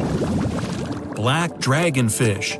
This is the only fish that can produce infrared light thanks to the chlorophyll in its eyes. It lives only at a depth of 6,600 feet, and you can only reach that depth in a special submarine. Reef stonefish. This genius of camouflage usually lies on the bottom and pretends to be a rock. Tourists can often step on it, and sharp needles on its back can easily cut even through the hard sole of a boot. Viperfish. This fish, the size of your forearm, has the largest teeth in relation to its head in the world. But you're unlikely to encounter it because it lives at a depth of 13,000 feet. Lamprey. These are parasites that stick up to other creatures and live off of them. Only these guys are 10 times bigger than the average river leech. Mega piranha. The most aggressive fish in the world, the size of a Doberman dog. A pack of these guys could leave nothing of an entire cow in just a couple of minutes. Fortunately for all of us, they ceased to exist 8 million years ago. Whew! Black pacu. Pretty ordinary big fish until it opens its mouth. It has human-like teeth, and the richest black pacu even had golden dental crowns. Just kidding. Payara. The most dangerous freshwater resident. It can swallow prey half its size. Even piranhas fear this monster. Anglerfish. It has a fishing rod on its head. It's a bait that lures small fish right into the mouth of this hunter. Slender snipe eel. It's very long and flexible due to the number of vertebrae in its back. There are 750 of them. By comparison, we only have 33 to 34 vertebrae. Barracuda. Its jaw is similar to that of a great white shark, but its trademark is speed. It would beat any Olympic swimmer at 29 miles per hour. Ocean sunfish. It's a fish the size of an adult person, and it's the heaviest bony fish in the world. Although peaceful, thank goodness, they sometimes damage the bottoms of small fishing boats. Frilled shark. Its length would allow it to successfully play basketball. It hunts with the strategy of a snake. The shark bends its body and then makes a sharp dash forward, and it has 300 teeth. Plenty of frills there. Electric eel. Its feature is its electrical organs, which can discharge 4 times as much as a normal household socket. The electric eel shot can easily stun a large horse. Box jellyfish. It doesn't just drift in the waves near a shore like a regular jellyfish. Oh no! These guys are very fast and can even catch up with a person in the water. And their sting is hazardous. They don't look for trouble, but they're always ready to defend themselves. Goblin shark. Its snout ends in a long blade-like outgrowth, and its jaw could extend all the way to the end of the snout. It's one of the most terrifying sharks in the world, despite its tender pink color. Saltwater crocodile. This is the most bad-tempered crocodile on the planet, and one of the largest at 20 feet. They're not afraid of humans and only consider us as food. Hey, don't snack on me. Great white shark, the most notorious inhabitant of the oceans. Once, a great white shark pierced the bottom of a tourist yacht. The boat sank, but luckily no one was injured or eaten. Greenland shark. These are the real long livers of the marine world. They have a very slow metabolism and can live up to 300 years. For comparison, the oldest human was 122 years old. Giant oarfish. This fish is as long as a giant anaconda, and it holds the title of the largest bonefish in the world. Giant manta ray. This creature might look like it's smiling, but it'll rush at you without hesitation. They reach up to 16 feet in diameter and have a very sharp spike with a neurotoxin. Great. Orca. They can swim at the speed of a car and are as big as a large minivan. and they're the only sea hunters that can jump out onto the coast and grab their prey there. Dunkleosteus. This guy was the size of a limousine. Although it had no teeth, it had bony plates that gave it one of the strongest bites among sea creatures. Camarasaurus. This is an ancient clam of incredible size, but 90% of its entire body was a cone shell.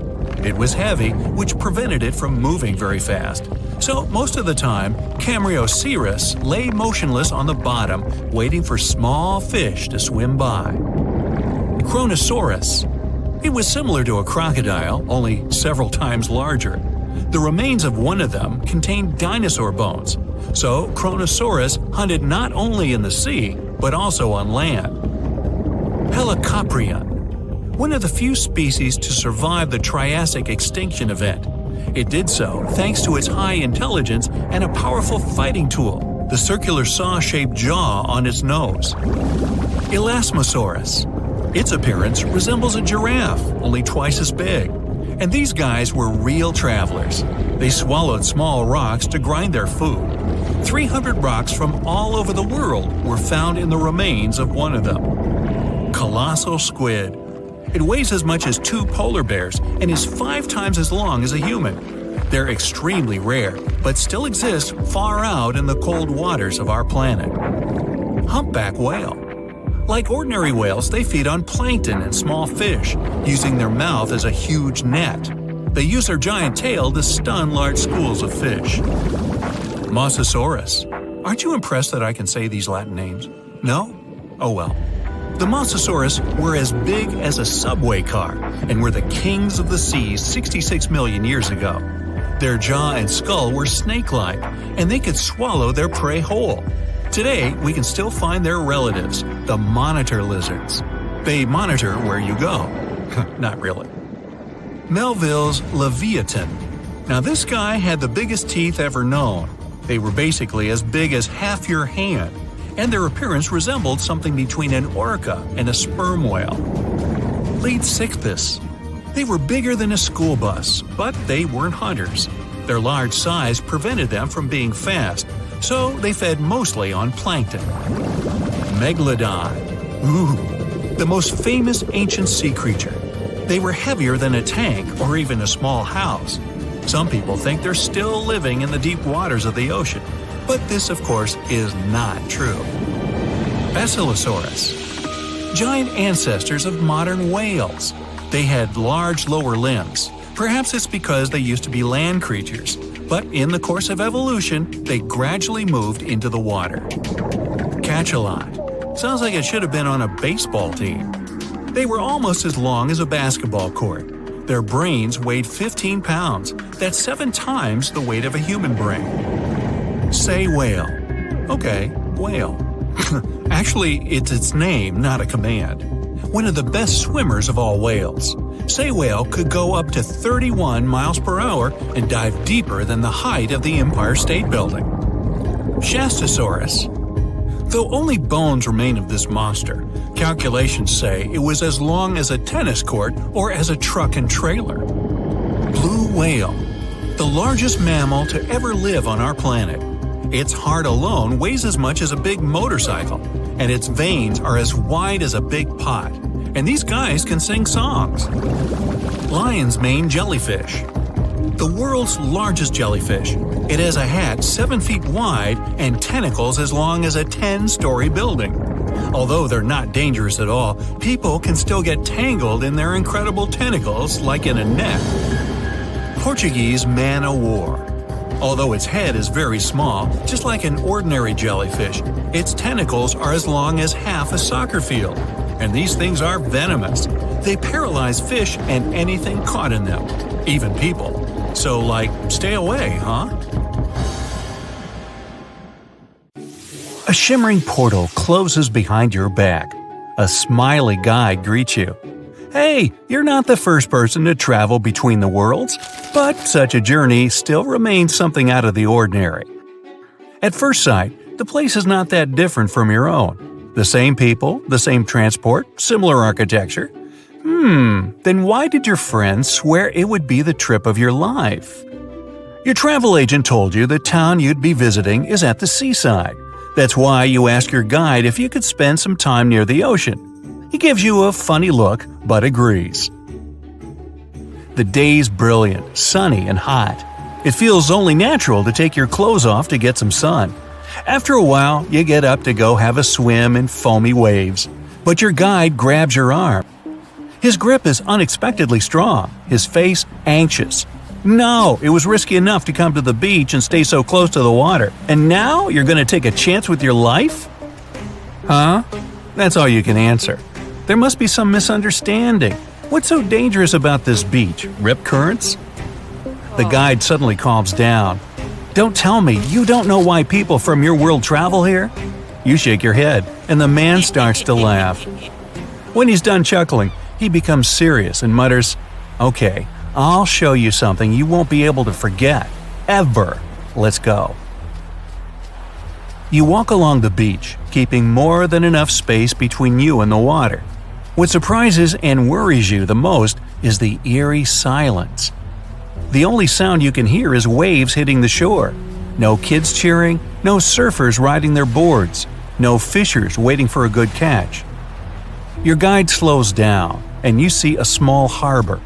For some mysterious reason, it's separated from the open ocean by a thick metal fence with massive gates. You and your guide are heading for a large boat, or rather a ship. Just how many people are going to join us on this excursion, you ask. It's just the two of us and the crew, your guide replies. In our world, it's too dangerous to put to sea on a smaller vessel. And indeed, you notice no fishing boats or yachts nearby. You follow your guide downstairs and see a large cabin with a glass floor. Feel free to step on the glass, it's super thick and literally unbreakable. The ship starts vibrating and moves away from the shore. You're watching the rocky bottom, corals, and schools of colorful fish pass by. The water under the ship is getting darker.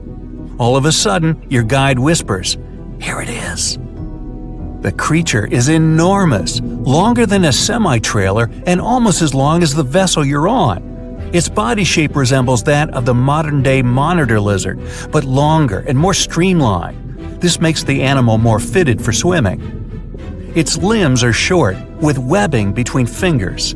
It also has a wide tail with a broad triangular plate on it. While swimming, the critter keeps its body stiff to reduce the drag through the water. The only thing that's moving is its mighty tail. As soon as you manage to get your voice under control, you scream, "A dino!" Nope, your guide doesn't agree. It's a mosasaur. They aren't dinosaurs. These creatures are reptiles. You must have their close relatives in your world, snakes and monitor lizards. The mosasaur you see is one of the largest species, which are quite rare. There are many kinds of these reptiles, and the smallest is a mere 3 feet long.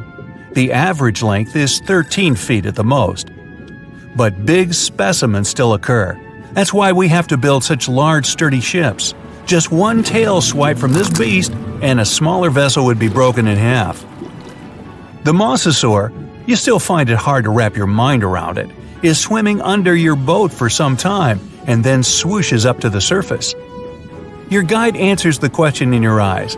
Mosasaurs need air. That's why they regularly rise to get some. That's the reason they prefer shallow coastal waters. The creature returns. This time, you get a chance to see its jaws. Each is completed with 2 extra rows of triangular teeth. Behind them, you spot its tongue, and wait, is it really forked? All in all, the creature's mouth looks like one of a snake, including the teeth. They're also curved backward not to let prey slip away. Your guide chooses this moment to start telling you about the awesome creature. Yeah, Mosasaurus evolved around 100 million years ago, but 34 million years later something went wrong, and they didn't disappear like it happened in your world. That's why now our oceans are very different from yours. Fish and mammals in our oceans have developed special traits that allow them to avoid mosasaurs. Plus, thanks to this reptile, we have a much greater diversity of marine species. You notice your mosasaur dashing up and to the left. When it returns, there's something that looks suspiciously like a bird in its jaws. Noticing your surprise, the guide explains mosasaurs eat pretty much anything, from fish and mollusks to seabirds and turtles. Suddenly, your guide screams, scaring you out of your wits. There! Can you see it? Honestly speaking, at first you see nothing. But after straining your eyes, you spot two huge shadows circling each other. Your guide is brimming with excitement. You can't imagine how lucky we are! I've been doing this job for 15 years, but I've never seen a mosasaur fighting with a megalodon. For a moment, your mind stops functioning. Has he just said there are megalodons in his world? And then you see it. A giant animal is coming closer. It's almost 60 feet long, bigger than the whale shark, the largest of all the shark species in your world. Your guide keeps blabbing. Both of these creatures are top predators. Mosasaurs are usually a bit smaller than megalodons, but this one's huge! As the sea monsters get closer, you manage to get a better look at the meg. Its jaws can open for almost 10 feet and are littered with 5 rows of sharp serrated teeth. They're built in such a way so that they don't crack even after hitting bone. The meg is an ambush hunter, continues your guide. It probably wanted to take the mosasaur by surprise by attacking it from below, but this attempt failed. Now the predators are moving in circles, likely sizing each other up. They look rather angry and hungry. The mosasaurs try to get closer to the shark's tail or fins. The creature understands there's no way it could bite through the meg's bulky sides. The shark chooses another tactic. It's aiming for the mosasaur's long midsection. The critters start circling faster, getting closer to each other.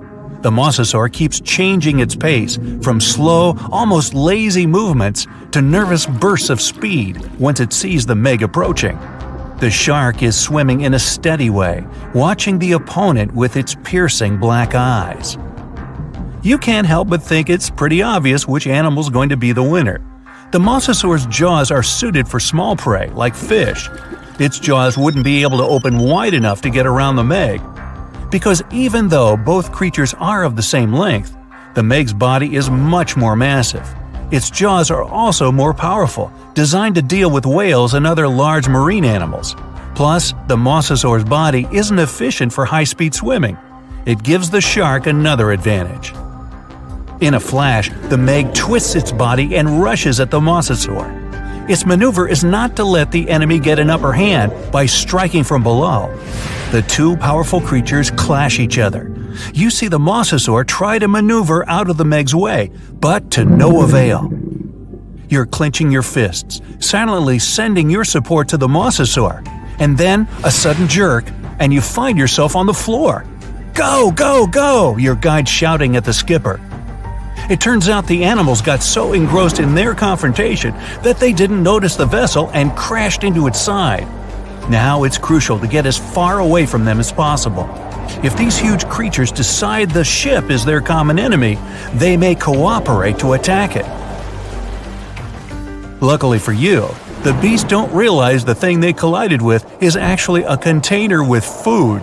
The boat is getting further and further away, and you can only guess the outcome of the battle. Too soon for your liking, you reach the shore. The guide, who still looks thoroughly stunned, drives you back to the portal. You, similarly awed, thank him and step through the shimmering veil. You're clutching at a mosasaur tooth in your hand. It's the skipper's gift to you, the only reminder about the incredible world where mosasaurs are still roaming the oceans. That's right, come on aboard.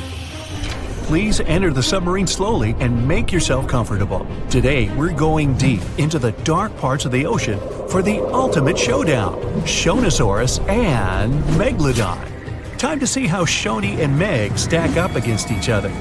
First round, age. Look at Shoni, the largest marine reptile, coming out of nowhere.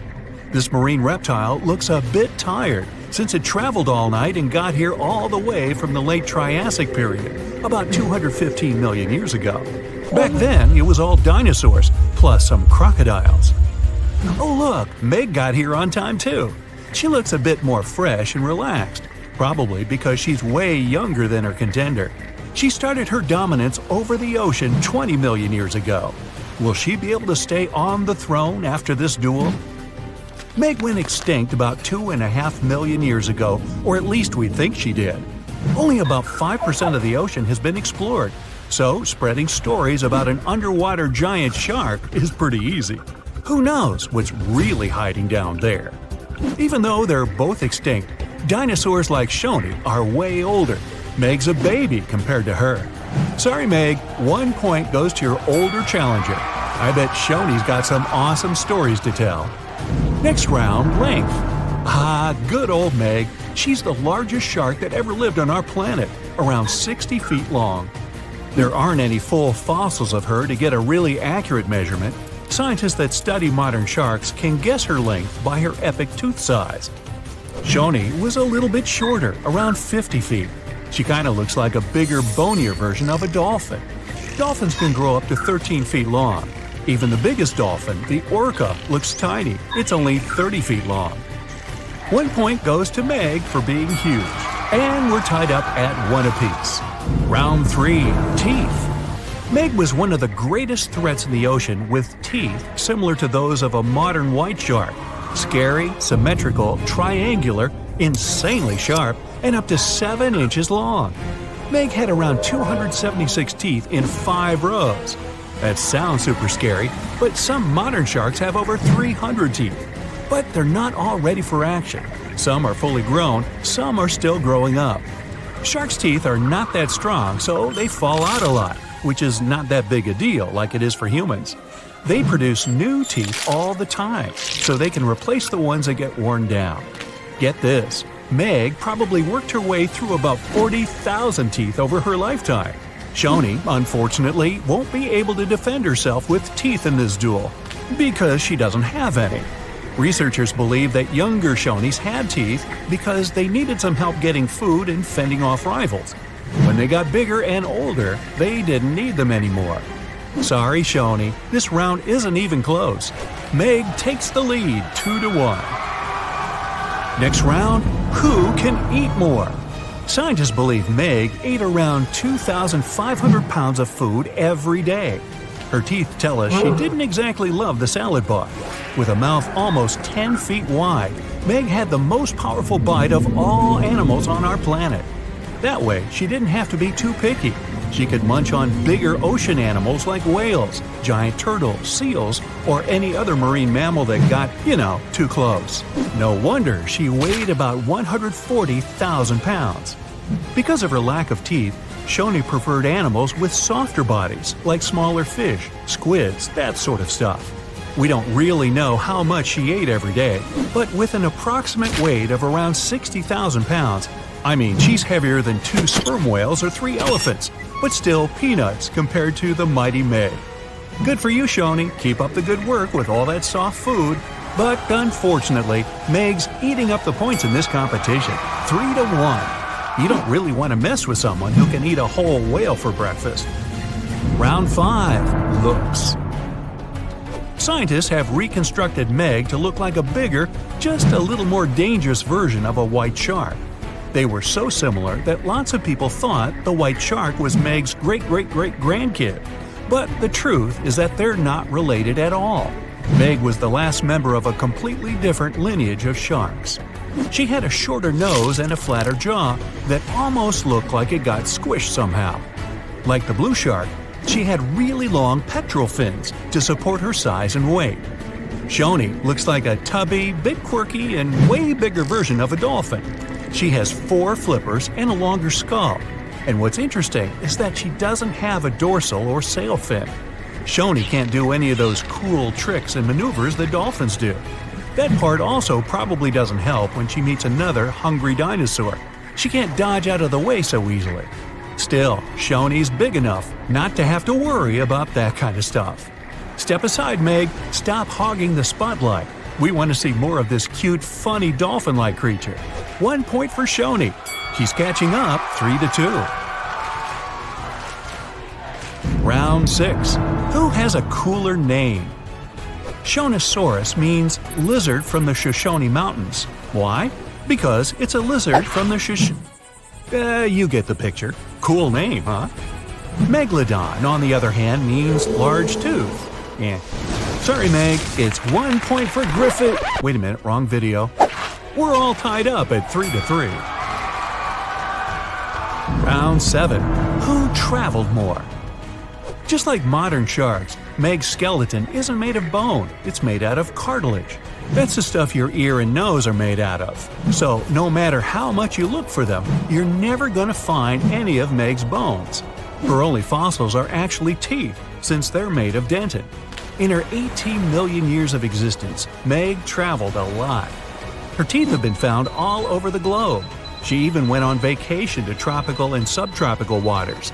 But the one place she never went was to Antarctica. Shoni was a wanderer too. Her fossils were first found near Las Vegas. No, it's not what you think. She really wasn't all about the parties and shows. Vegas was all underwater back then. She too took long trips along the coast, visited different countries, enjoyed fancy seafood buffets all over the world. Pretty good life overall. Let's give Meg this one for making it to almost every continent. She leads 4-3. Round 8. Who was more popular? Seeing Shoni swim by could easily scare away other sea creatures. She's pretty big after all.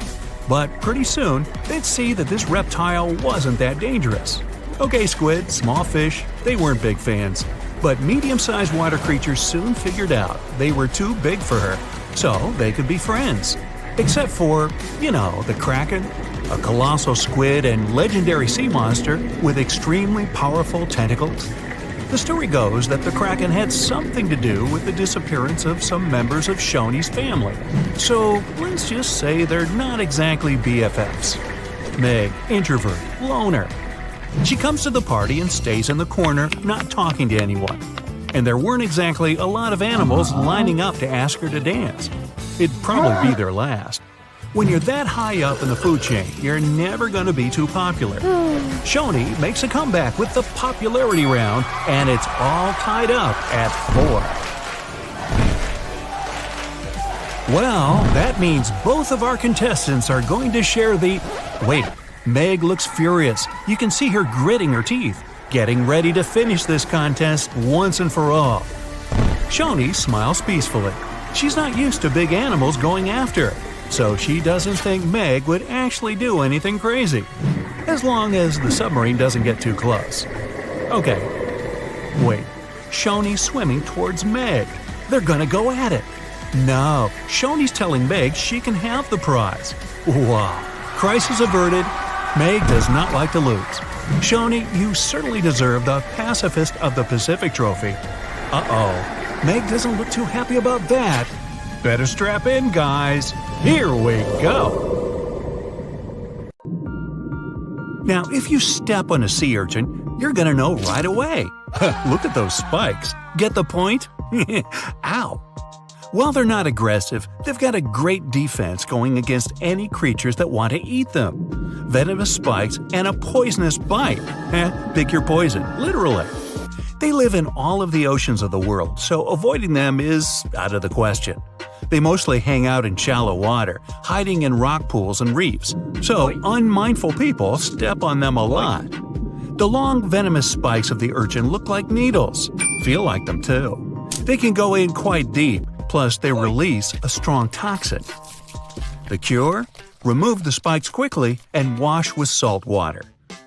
One small marine mammal just loves sea urchins. Any guesses? It's the sea otter. Don't let its cuteness get in the way of its toughness.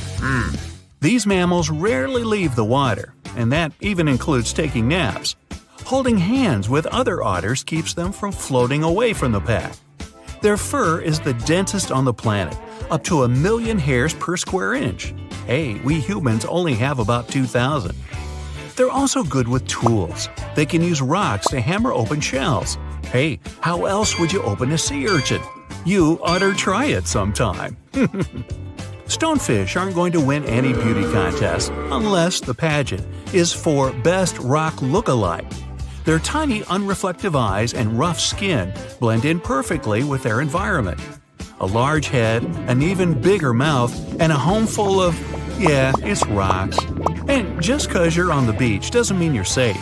Stonefish can survive for 24 hours out of the water. Stepping on one or even handling one won't be that fun.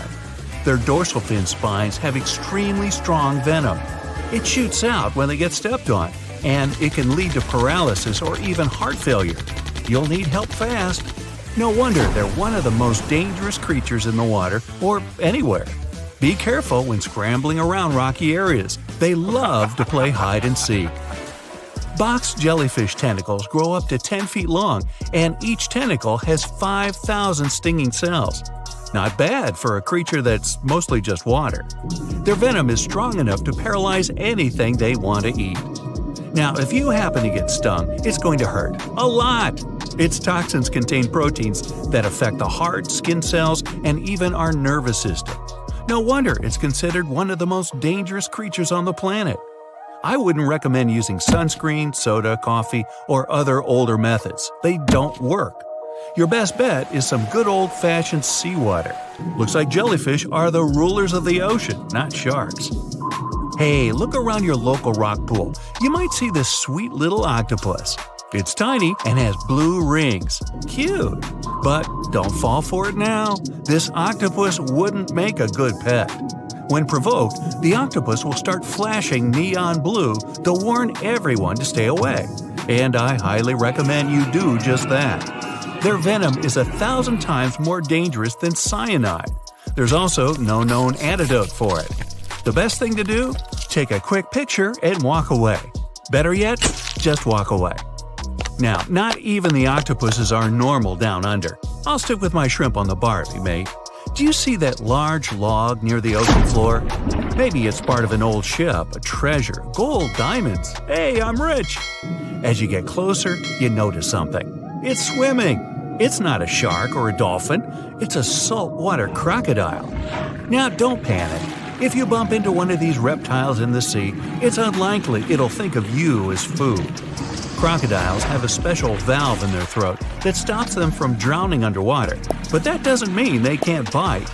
Usually they're heading to a nearby island, and the quickest way there is to body surf. They can't really take the ferry. Watching one from a distance should be okay, just don't swim to shore right away. They love to ambush their lunch in the shallow water.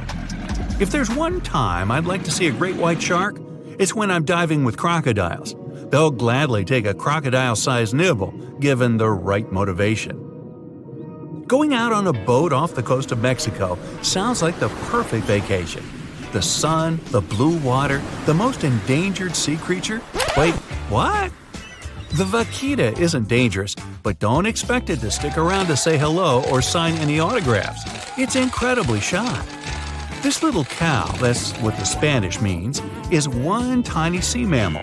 With those black markings around its eyes, it looks more like a sea panda to me. Seeing one should make you feel very special. They're on the brink of extinction, mostly because they get caught up by accident in fishing nets. It's estimated that there are only 10 left in the wild. The Galapagos Islands are legendary. Giant tortoises, blue-footed bobbies, Sally Lightfoot crabs, and red-lipped batfish. But if you've ever swum around there, you might have seen something really unexpected in the water. Iguanas, everywhere! These large marine reptiles eat the algae that grow on underwater rocks. They're strictly vegetarians. Yeah, I'll bet the fish are happy about that. A long, flat tail designed for swimming helps them move around, and sharp claws keep them on the rocks for their daily sunbathing sessions. But watch them closely. They sneeze a lot. They haven't got a cold or anything. They're sneezing out salt. A special gland keeps the salt out of their nose, and they've got to get rid of it somehow. Ooh, sounds painful. What's cool is that they don't mind us in the water with them. Because the islands have been so isolated, the creatures here aren't afraid of humans. Now, if picking up shells on the beach is something you like doing, make sure the shell you collect doesn't already have an owner. Snails are everywhere in this world, and they're mostly harmless to the touch. But there's always one, ruining it for everybody. Trust me, the cone snail is nothing like its land-based brothers. It's not vegetarian. There are over 500 species of this venomous sea creature, with a few that can really hurt you. These little snails are extremely vicious. They inject their venom through a harpoon-like tooth, and they don't even floss. They're capable of paralysis, blindness, lung failure, and even worse. Best give some respect to your backyard snails. You don't want them calling this thing in as a backup. Want to high-five a sea creature? Well, put your hand, up for the Tasmanian red handfish. This fish doesn't swim like a fish, it walks. It uses its flipper-like hands to stroll around on the ocean floor. These bottom walkers are disturbed by swimmers and boats a lot. Some people even want to take them home as pets. I think it's better to just give them a wave and swim on by. If you think starfish love getting their photo taken, does that mean you can communicate with starfish? If you could, this one would ask you to leave it alone. It's always grumpy. Unlike its washed-up relatives on the seashore, the crown-of-thorns starfish is large and dangerous. These creatures occur naturally on coral, like the Great Barrier Reef. Their venom's terrifying, even for humans. This sea creature is covered in poisonous spines that cause intense and immediate pain. It can last longer than 3 hours. So, what happens if you rub one of these things the wrong way? Nausea and vomiting. Not exactly ideal for getting that perfect Instagram pic. Pufferfish may look small and cute, but handle them wrong and it's game over. They're a huge hit at underwater birthday parties the world over. They can turn themselves into balloons. Funnily enough, not all pufferfish are venomous with sharp spikes.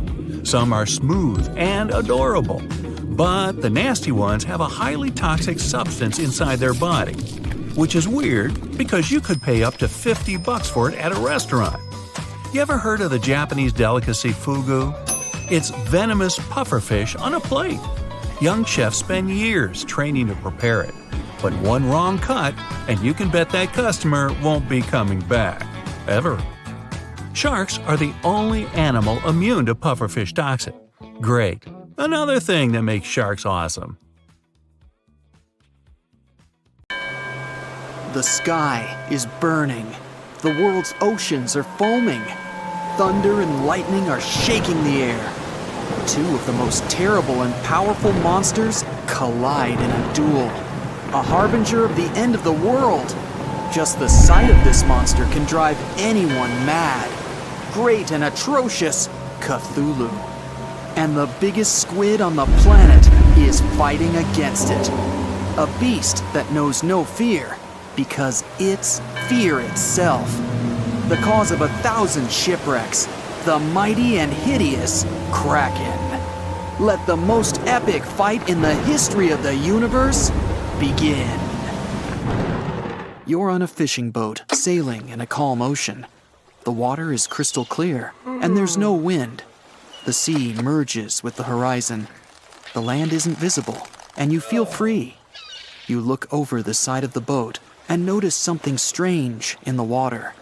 You're floating in the center of a huge black spot, surrounded by a wide field of green. What's that?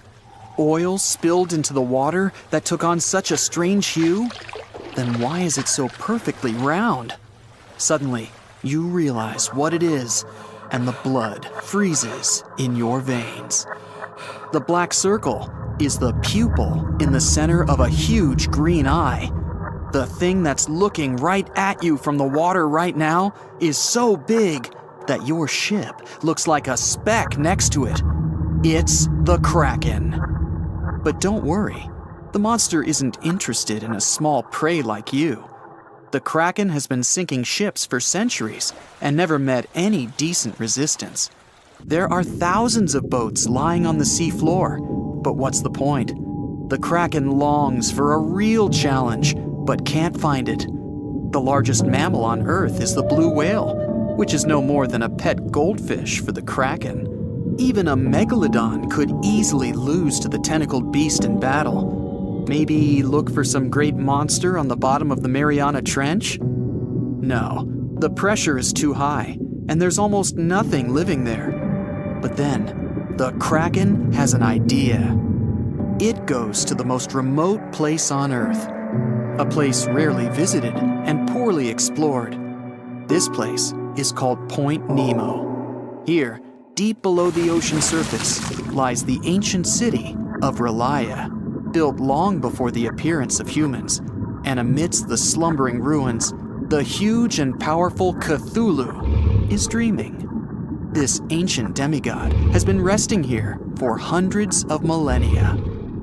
All this time, Cthulhu has been waiting for its hour to wreak havoc on Earth. It's sleeping, but even in its dreams, Cthulhu communicates with members of its very own cult following. It uses telepathy to get into their minds and make them do atrocious things.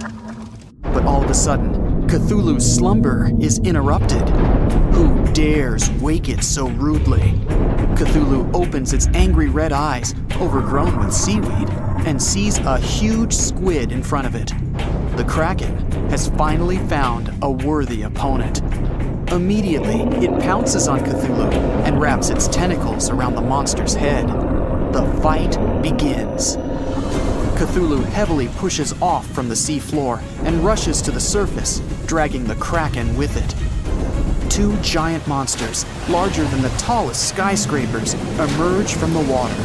The sea is raging, and clouds are gathering over the battlefield.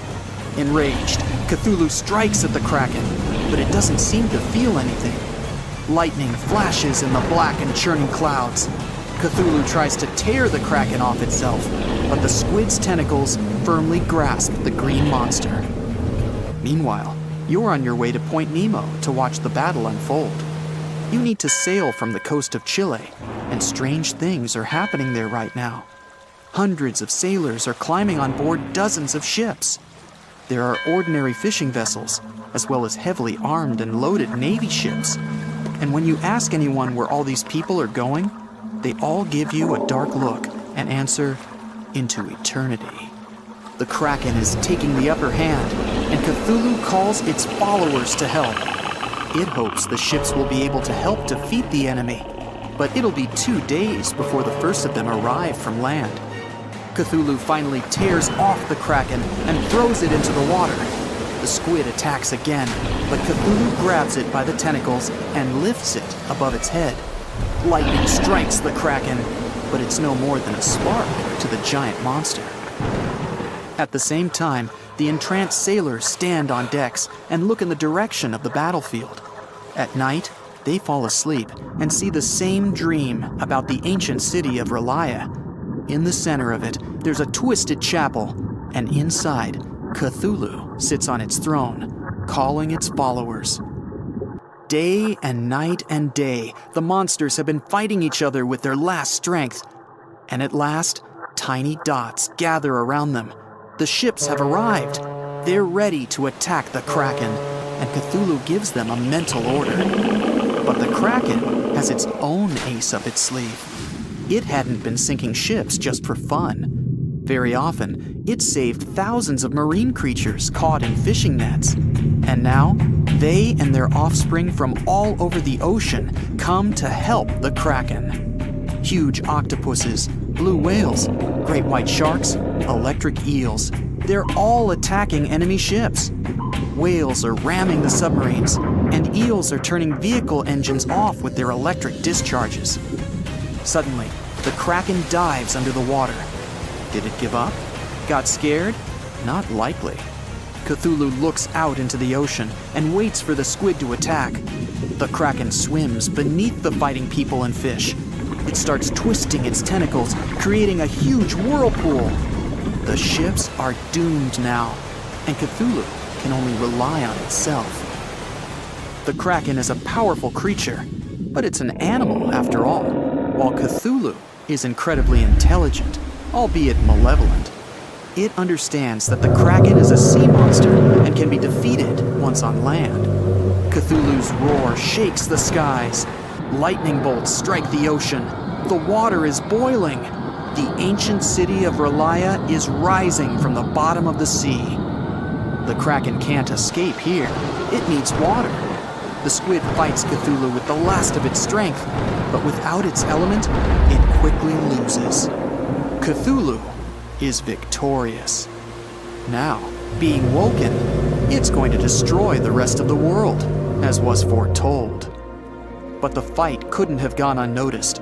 Thanks to satellite data, the world already knows what's happened, and a plan has been devised to put down the ancient monster in case it wins.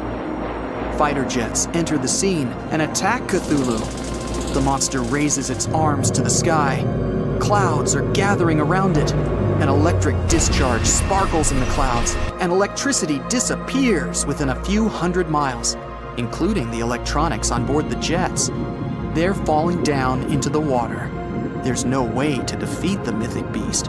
But what is it? Satellites are suddenly falling from the sky in dozens. Cthulhu didn't know that Point Nemo is the dumping ground for space debris. Since this is the farthest point from Earth, it's safe to drop idle satellites here. Right now, hundreds of them are falling on the ancient city and bombarding the monster. Disoriented by the sudden assault, Cthulhu retreats back underwater along with its city. Then and there, it decides to go back to sleep for another 1,000 years and wait for a perfect moment to ruin the world. Cthulhu's mind-controlling ability made all the witnesses of the battle forget what they saw. Humanity is again unaware of the dangers from the depths. Cthulhu doesn't want people to be ready for its awakening. If you enter these coordinates in the GPS, you'll see where Point Nemo is. In 1997, oceanographers recorded a mysterious sound from the depths of the sea. It was called the bloop and can be easily found on the internet. This event led many people to believe in the existence of Cthulhu. But the panic didn't last long. It turned out that the bloop was the sound of a glacier splitting. Or maybe it's Cthulhu that made people think that way. Who knows? That's it for today. So hey, if you pacified your curiosity, then give the video a like